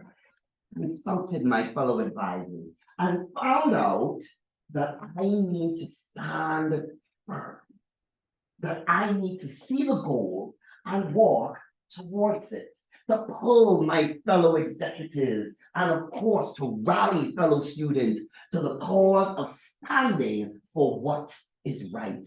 Ladies and gentlemen, I chose that instead of freaking out and complaining, to breathe it out and stay focused. And that is what makes a visionary. To walk towards the mandate and help somebody else. To see the goal, to rally those around you and stand on it until it is achieved. I admonish you, don't lose sight of your goal. Breathe it out when the problems arise. And walk with those with you. And I promise you will light the vision for so many others. Accomplishment.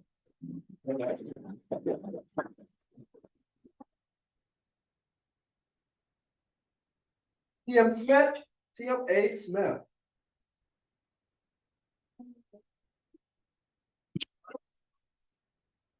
The final one, TM BM. Okay, what all numbers are available? 2, 3, 5, 7, 9, and 10. I'll get to 3.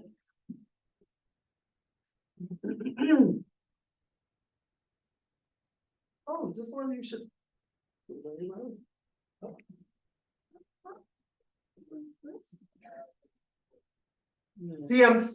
TM Smith, give advice to your younger self. TM Smith, give advice to your younger self. My advice to my younger self. It's so funny because I actually thought about this the other day, how I should write a letter to my younger self. And I think that everyone in the room should do that. Because these past following weeks has been so hectic for me. I mean, they're trying to be the oldest sibling, take care of the household. It's like some days I have to take a break, take a breathe. And the letter I would wrote to my younger self is always have a lot of patience. Patience is virtue, and that's the truth saying. And it's very vital. I never realized that until I gone through college. I meet different people from different walks of life, especially where I work. I work in Nassau Village, so I meet different people from different walks of life, and everything I encounter, they teach me one thing.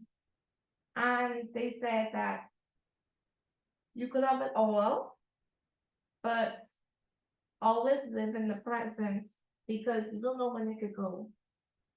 And I learned that from someone who's walking in the street. I can't remember the name she gave me, but she was a bank teller and she used to work and she still married her husband. And she said, I used to have everything, but I just lose it. So to me, my letter to my younger self is to always take a time, take a breather, and just take a deep breath because you don't want this moment or any second or any time, any day to just pass you by. So that would be the letter to my younger self. And I don't thank you all for listening to my TED Talks.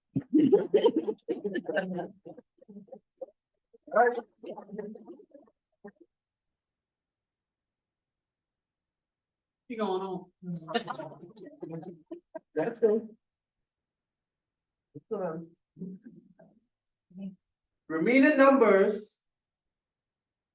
3, 5, 7, 9, and 10. 7. That's it for nothing. No, tomorrow I'm going to be My mentor, PTM being my mentor. PTM being my mentor. That's why now.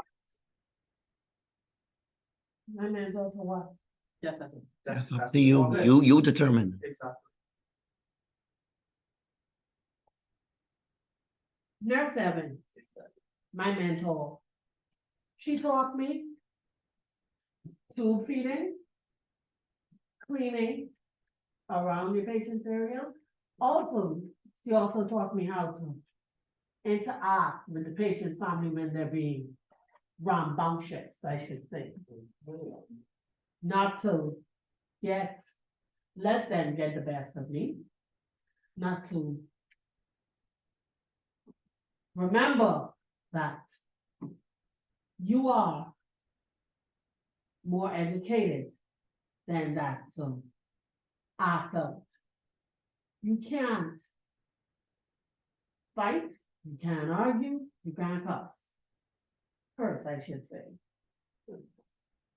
She taught me to never leave a patient unattended. She also taught me that nursing is not just for the weak. She also told me nursing is also weak. She told me that nursing will always be the most rewarding field. I don't know when that's gonna kick in, but I'm praying it does. Keep praying with you. That's anyway, no.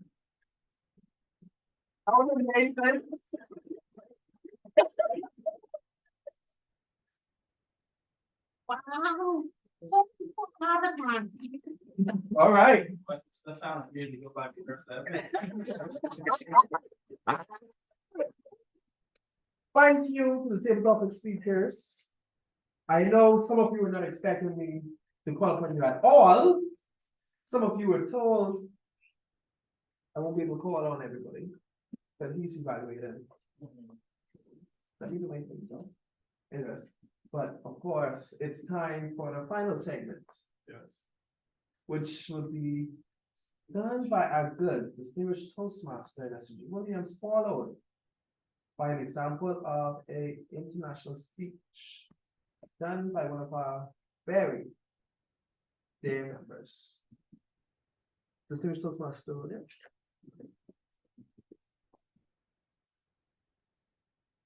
Thank you so much, Mr. President, for acknowledging me. I have so little time because it's 8:15 now. So I am just going to speak very quickly to this. First of all, I want to commend you for your table topics responses. This is showing growth, right? Of course, I want to encourage you to apply. Should I do this evaluation style? No, two people.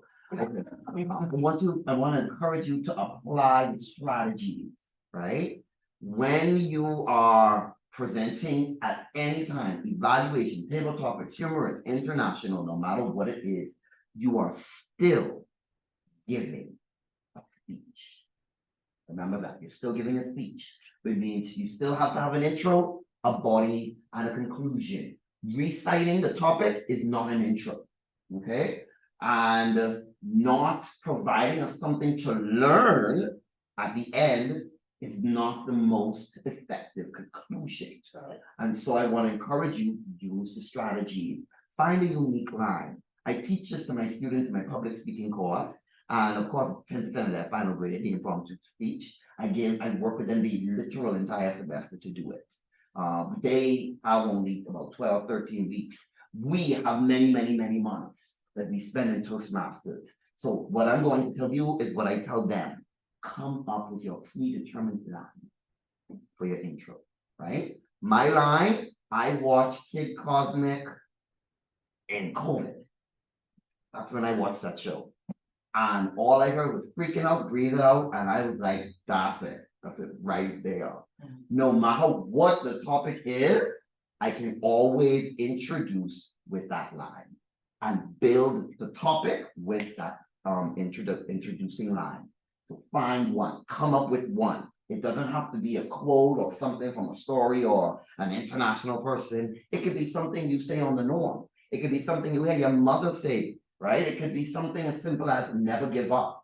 It doesn't matter. Once it's a general introducing line, you start with it, and then you're gonna go ahead. Of course, as you would have heard from the first video, he recommended finding a story, and normally that story is from your own life, right? That's where you're finding it. Something on the inside, you have to remember what's happened in your life.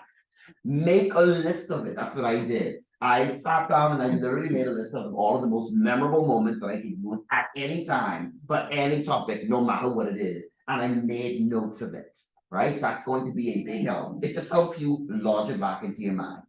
So as you're speaking, you are recanting your introducing line and you're tying in the topic.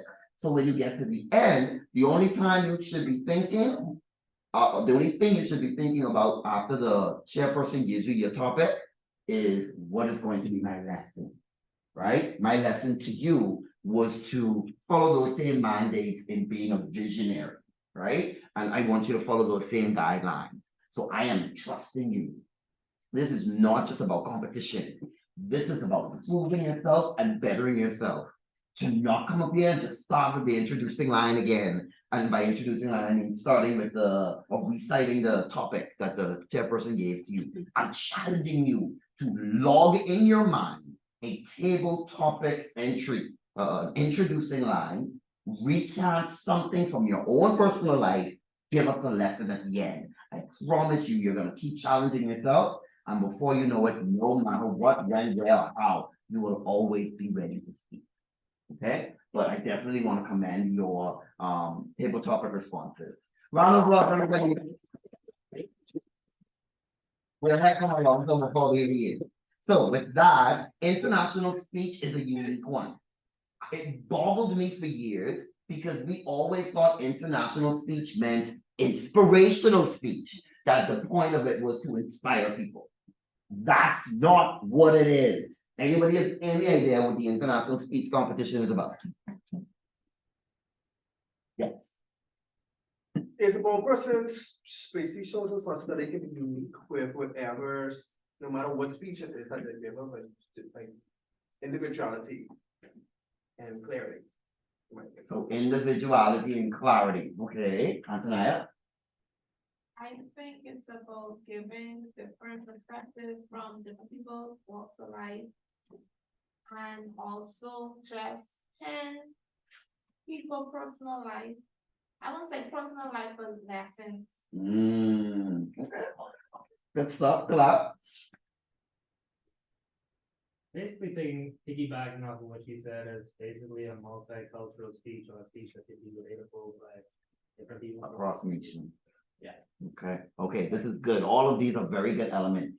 The international speech simply judges or assesses the speaker's ability to show themselves as the most proficient speaker.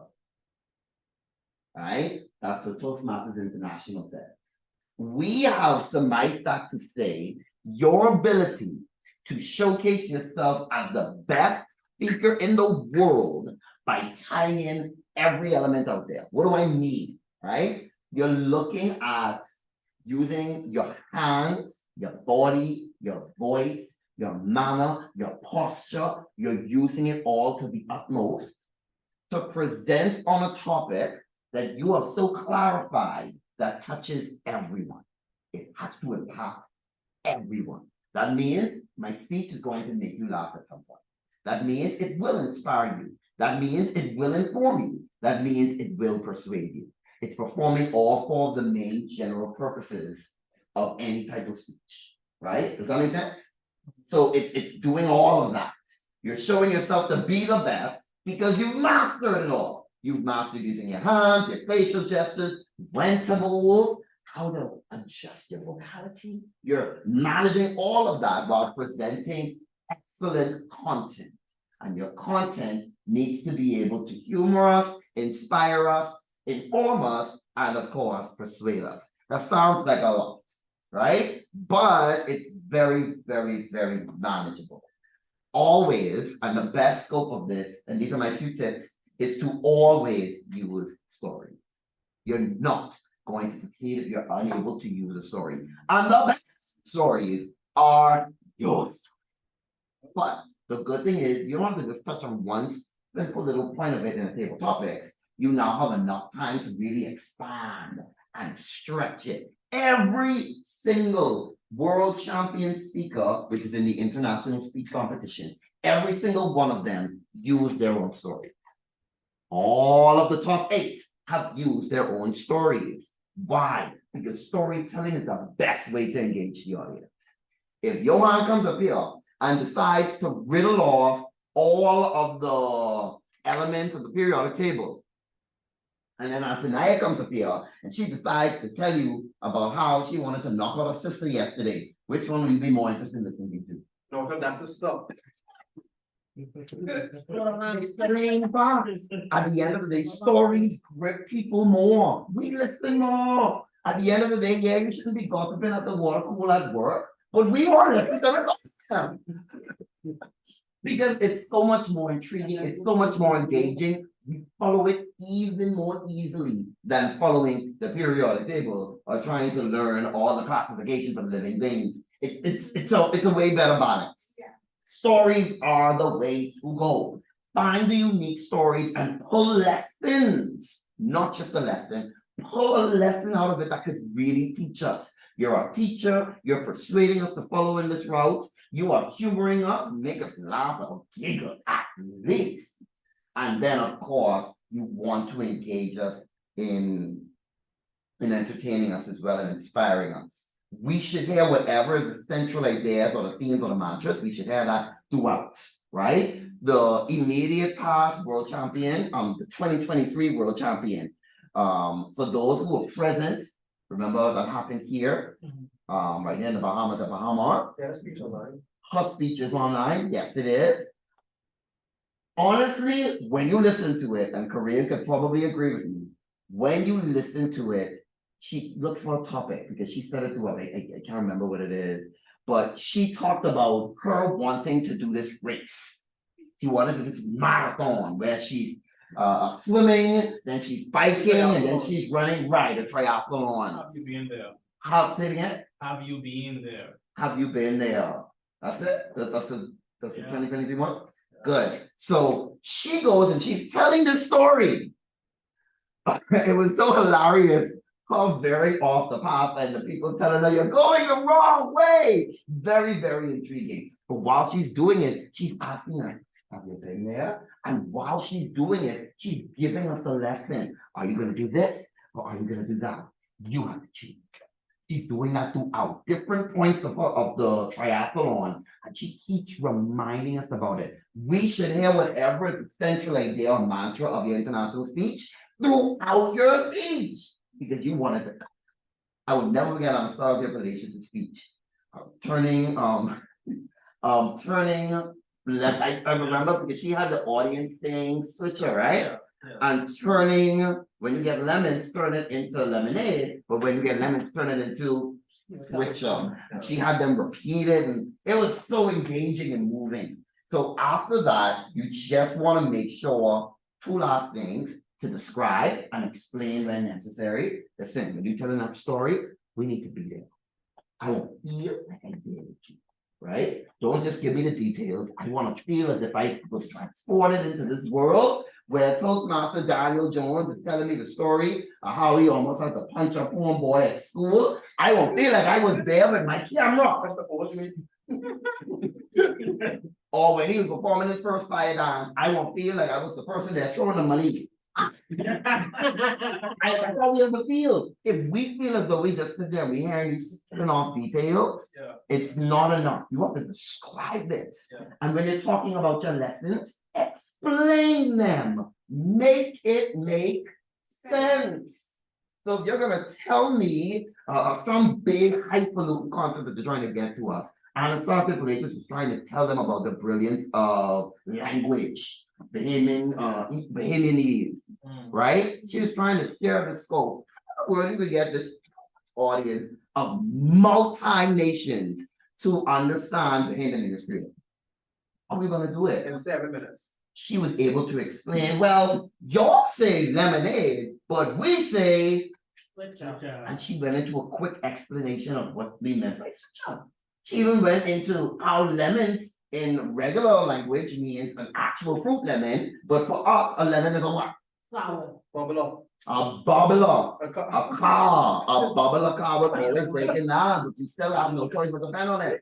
She made those connections to help us understand the language. So you have to find a unique way to explain it to us when you're talking about your content.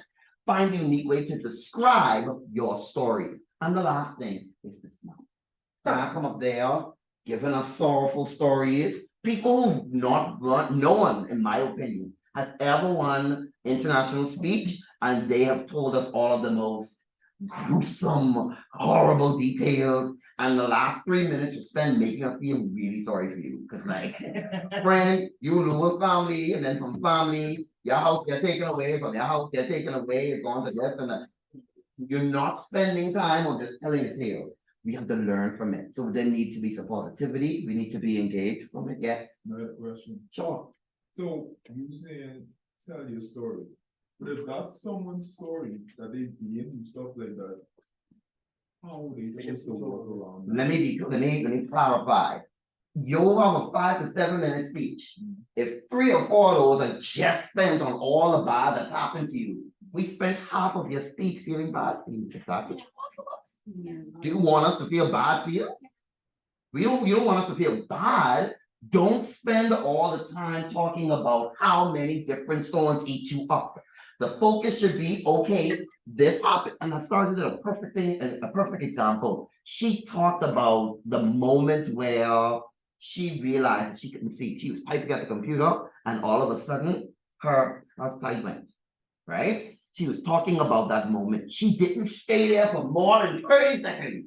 She went to talk about how she moved on from that. What her husband was saying and how she was able to grow through that. She spent maybe 15 seconds talking about how the car never could work, but she did it in a humorous way. We laughed the entire time. She talking about how they sell the lemon and the manner to bring the lemon back 15 minutes later. And we cackled in that audience because she found a unique way to tell it where we wasn't feeling bad that your family was trying to scam a man out. You know, so don't take the time to weigh us down with the negative. Either you're gonna find a very wonderful way to sell it, or spend less time on the bad, focused on how you grew up from it. How did you grow through it? How did you go on beyond it? How did things get better? Does that make sense? If you spend too much time focusing on how many stones beat you down, we could be right there being like, oh, beat you down. You got it more. I thought I got it bad. You got it worse. We spent it all feeling bad for you. Yeah. That's not what you want. You want us to learn and be inspired. So if that's what you want, you shouldn't be focusing half of your time telling us about every horrible thing that happened. So you need to describe, explain, and then of course, smile. Listen to me, smile up all in them people's face. I ain't gotta crack up your teeth. Smile up in their face. Because at the end of the day, you're conveying positivity, you're conveying light, you're conveying something new, something great, something grand. Here you go. You want them to get that, share that. You're not just sharing that with your words, you're not just sharing that with your energy, you're sharing that with your facial features. Smile, please crack smiles. I promise you, ain't no one winning a championship or ain't no one going on to the next level who always face like this. I promise you. The last speaker, she had a more religious speech in the World Championship of Public Speaking, and I appreciated it, but she spent not only way too much time talking about all the hell that happened to her, and also on a topic that was just far too, it was too heavy. It couldn't relate to everybody. So Bahamians, because of our religious background, we can relate to it. But I promise you, the rest of the audience, binge check out. Yeah. Right, we have too many nationalities there. But on top of that, home girl doing all of this, and all of this, and all of that. For her face.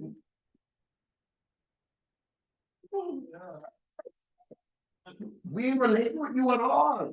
It's not connecting, you're not flowing with us. There was no one thing we knew. She was in Blazing. He was not Blazing. Does that help? So I hope you take these with you. Of course, engage with different styles, make us laugh, inspire us, persuade us, and of course, you want to teach us. Use stories is your best outlet. Give us lessons, ideas, themes from it. Of course, describe where you need to describe, explain where you need to explain, and always, with your neighbor for me, please, very quickly, look to somebody and smile. Thank you so much for being with me, Mr. J.R. Back to you.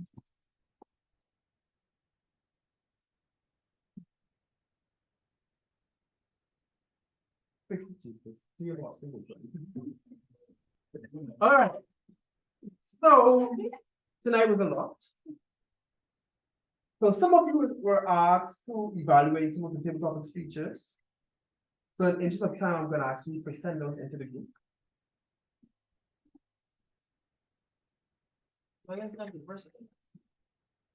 Talk after the meeting. Okay, talk after the meeting. So when you walk in, I'll talk to speak to the person, make a decision. We'll send it to you. Yes. You could add me, please, because I know what the thing I'm looking is my phone, no one on. That's why you haven't been messaging me back. That's why you didn't talk to our group. But don't back up too fast, so I know. No, she's just proud of you. No, I'm tired of you. I can't get mad at you, darling, huh? So blind. But you, I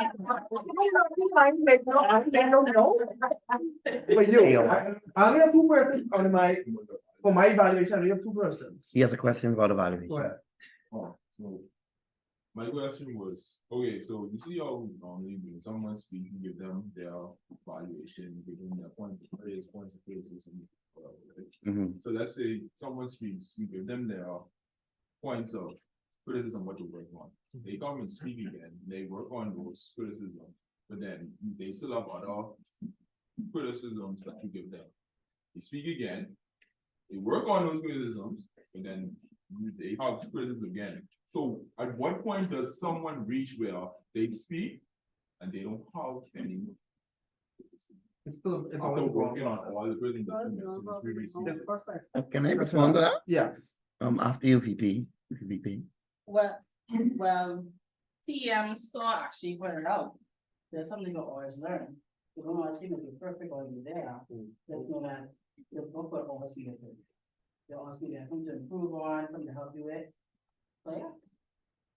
Yeah, I'll also respond. My own is a little different because this happened to me. I know what it means to get at that point where the only thing the evaluator says is good things, and then they say they have no cautions, right? But that took a long time. That took me maybe about 3-4 years. And I love the journey of it. If I hear something now, then that means, oh, we need to get back to your standard, right? And so I think the time will come. The time will come It will definitely come where all you have are points of praise, we call them points of praise, and areas of improvement, AOI, so POP and AOI. So the time will come when you only have POPs and you don't have any AOIs, and it's like, I have no cautions, that was a great speech, da da da da da. Just keep working on it. Just keep working on it. The time will come. The time will come. Is there any more questions? Oh, yeah, sorry. And you know when it will as well? When you become your biggest critic. So they could tell you, oh, that was wonderful. And when you sit down, you're like, I know I could have done this better. Like you will always, there will still always be a note, but when it becomes you, the only person giving yourself the note and other people don't have anything else to give you, I think that's also a perfect place.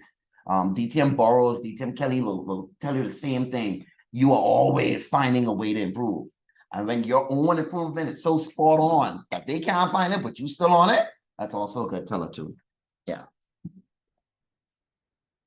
Easter J, I'm sorry. I can't hear you say no, but recognize. Just kidding. Go ahead. But y'all ever think that sometimes when a person is that big, because the person is that biggest critic, that you ever think that's the reason why they're shy? Being your biggest critic, I'll touch on this first. Being your biggest critic is a good thing and can also be a bad thing. Because being your biggest critic is okay to be self-aware. But you don't want to be so self-aware to the point where you're harsh on yourself. So that's something That's I'm not a not. problem, because that is my biggest problem, because I am my biggest critic. Like, I always feel I've always wanted to be the perfectionist. So because You too. I am a perfectionist, I am a critic towards myself, like, why would I have to, like, I'll look at something, I'll be like, why doesn't this, and why does that thing? Being my biggest critic, when everybody will be like, hey, you did so well, I'm like, no, I didn't. When I have a situation like that, yes, you're your biggest critic, but there's time for you to start giving yourself words of affirmation. So now you have to start speaking to yourself and being and pep talk and giving yourself that pep talk, because persons will always be able to tell you, oh, you're good, you're bad. They're always judging you. But at the end of the day, when you're judging yourself, you also have to start to motivate yourself. To the point where if you're judging yourself 2 out of 5 times, you need to make sure those other 3 times you're encouraging yourself. So now it's time to say, yeah, I understand that my handwriting is bad. But now you turn it to positive, but at least the message that I wrote was impactful. So now it's time to now start making it not just a teaching moment, but also encouraging yourself through the process, because that's how we overcome obstacles. Can I also add to that, Mr. President? Go ahead. As Toastmaster Johan Hutchinson continues to feel the connection, as well, and I think what helps remember these evaluations. And they said it earlier, Toastmaster evaluations, even Veronique, Toastmaster evaluations never be down. If you walk out of the room feeling depressed after someone gave you an evaluation, then we have failed as Toastmasters.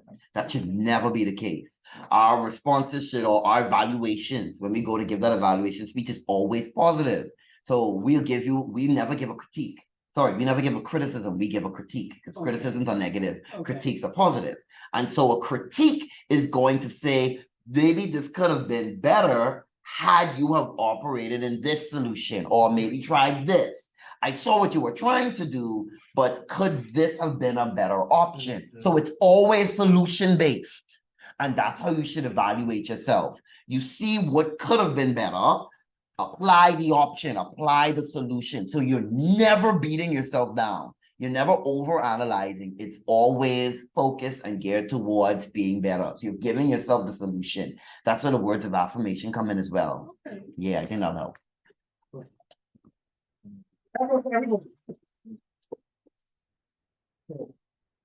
Even me, I always tell you that my mental state over the last God knows.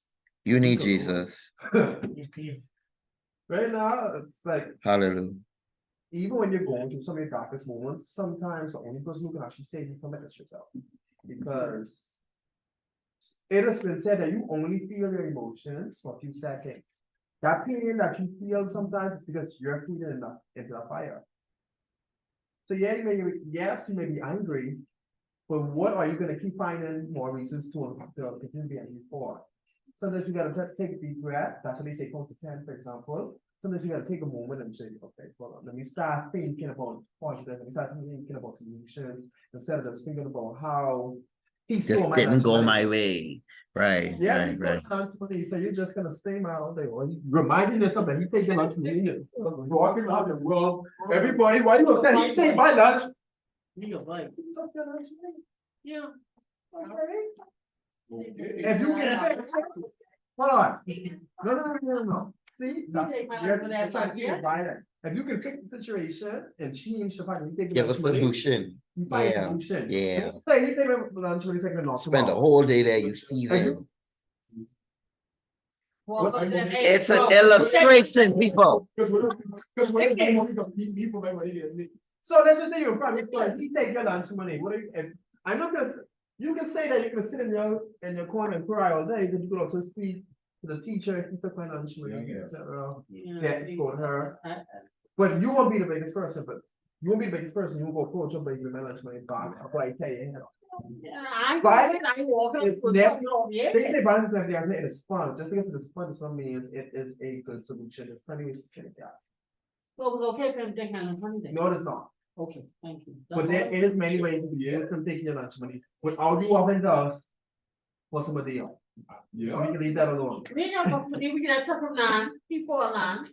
We can leave Can I that. get my lunch money? Keep working on them.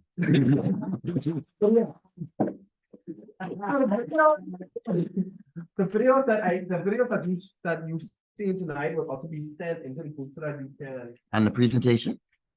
I'll reach out to Team Star for the presentation.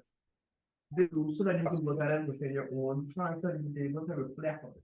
So at the end of the day, we can come here and speak about it now, but unless you actually take the time to say, okay, I am ready to try and understand the information that is presented. Again, we are always reminded, you can take the horse to the water, you can drink. So you have to make that decision now to say, information is presented, how am I going to use it? Am I actually going to just say, okay, ignore it, mark as read and move on, like you can see it, or am I actually gonna take the time to try and understand these points and how I can use them in my everyday life?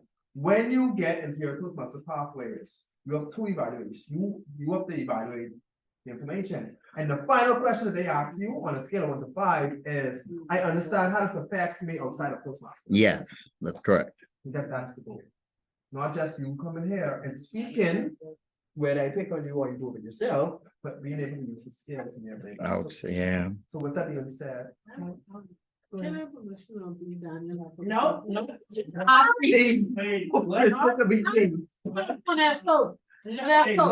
okay if I be Daniel after class, we after class, man. You can hug him afterwards. That's good. I. If you would have started $100 bills and leave it in that part, but moving on. So with that being said, of course, time is now up. I would, if possible, I would like for you to share the free food cream video inside the group. If not, we can upload it to the visionary. He'll share it in the group. And share the link so they can access it. But if there would be any more questions, I will work on getting presentations inside the group. Do I have a motion for adjournment?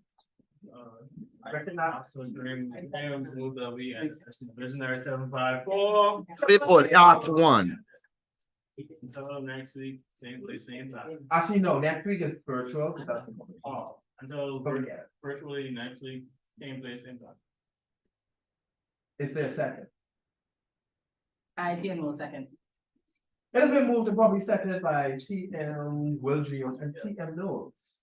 That we end tonight's meeting of Visionary 754. On the adjournment, Mr. President.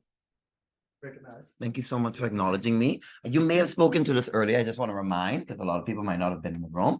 Again, and next week is the speech competition. Those of you that are participating in the speech competition, either the functionary or contestants, your briefing is at 8:30 p.m. Please do not forget virtually. Please do not forget. I promise you, if you are not there, sad will be a cry. I will not say why. I will say sad will be your cry. You can kick yourself. I promise you that. Right, Mr. BB? They can kick themselves. Be there. All right. But of course, next week is virtual. It's easier to manage it on the virtual platform. If you are unable to do it wherever you are and you want to come, you are free to come. I will still be here. B5 will still be available. I will be in my office as well. And if you want to, you could still sit in here and engage in the the contest, right? If you are a contestant and you are able to find your place of home, please do that, right? I would recommend you do that. If you have to come here, tell me in advance because you need a separate place. I have to put you in a separate room. I'll throw you some energy block for you to give your presentation. If you are a contestant when it's your turn, I would like to have you someplace separately.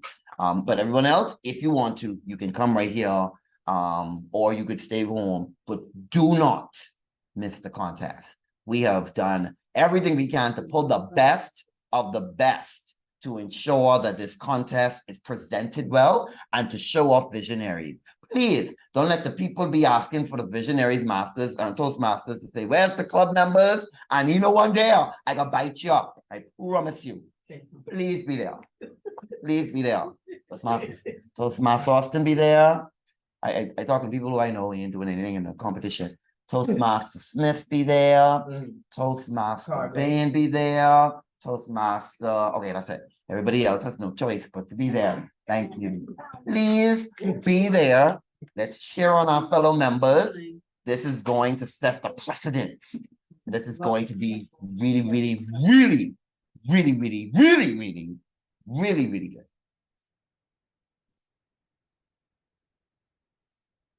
It was a pleasure to be here.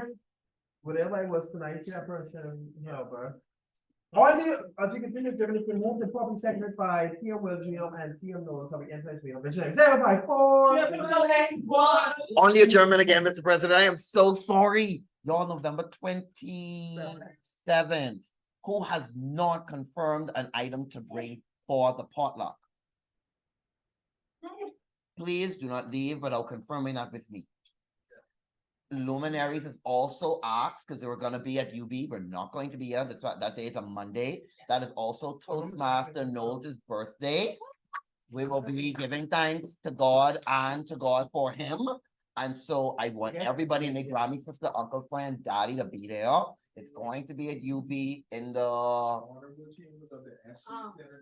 honorable. So we need to make sure it's clean immediate. Yeah. And Luminaries is asked to be present. Toastmaster, you got a response to that? Did you find out if they are willing to potluck as well? Because if they're in potluck and they ain't gonna be there. Okay, so you let us know. Okay, good. Get us as soon as you can though. Hey. Sure. Back to you, Mr. President. Thank you, sorry. Thank you. And the last one, there's an exhibition across the road, so they're gonna dash there right now. What type of exhibition? They're doing a show, they're doing like a hot show. Yes, somebody else. Can we An art show? Me? All the things they're fine. Or react to the Zoom call. And that's put your hand up. So. This majority, you don't gotta walk to the rest of it. Let the record show that it has been moved and probably seconded with majority vote of everyone inside the room. A total of 12 persons for the record.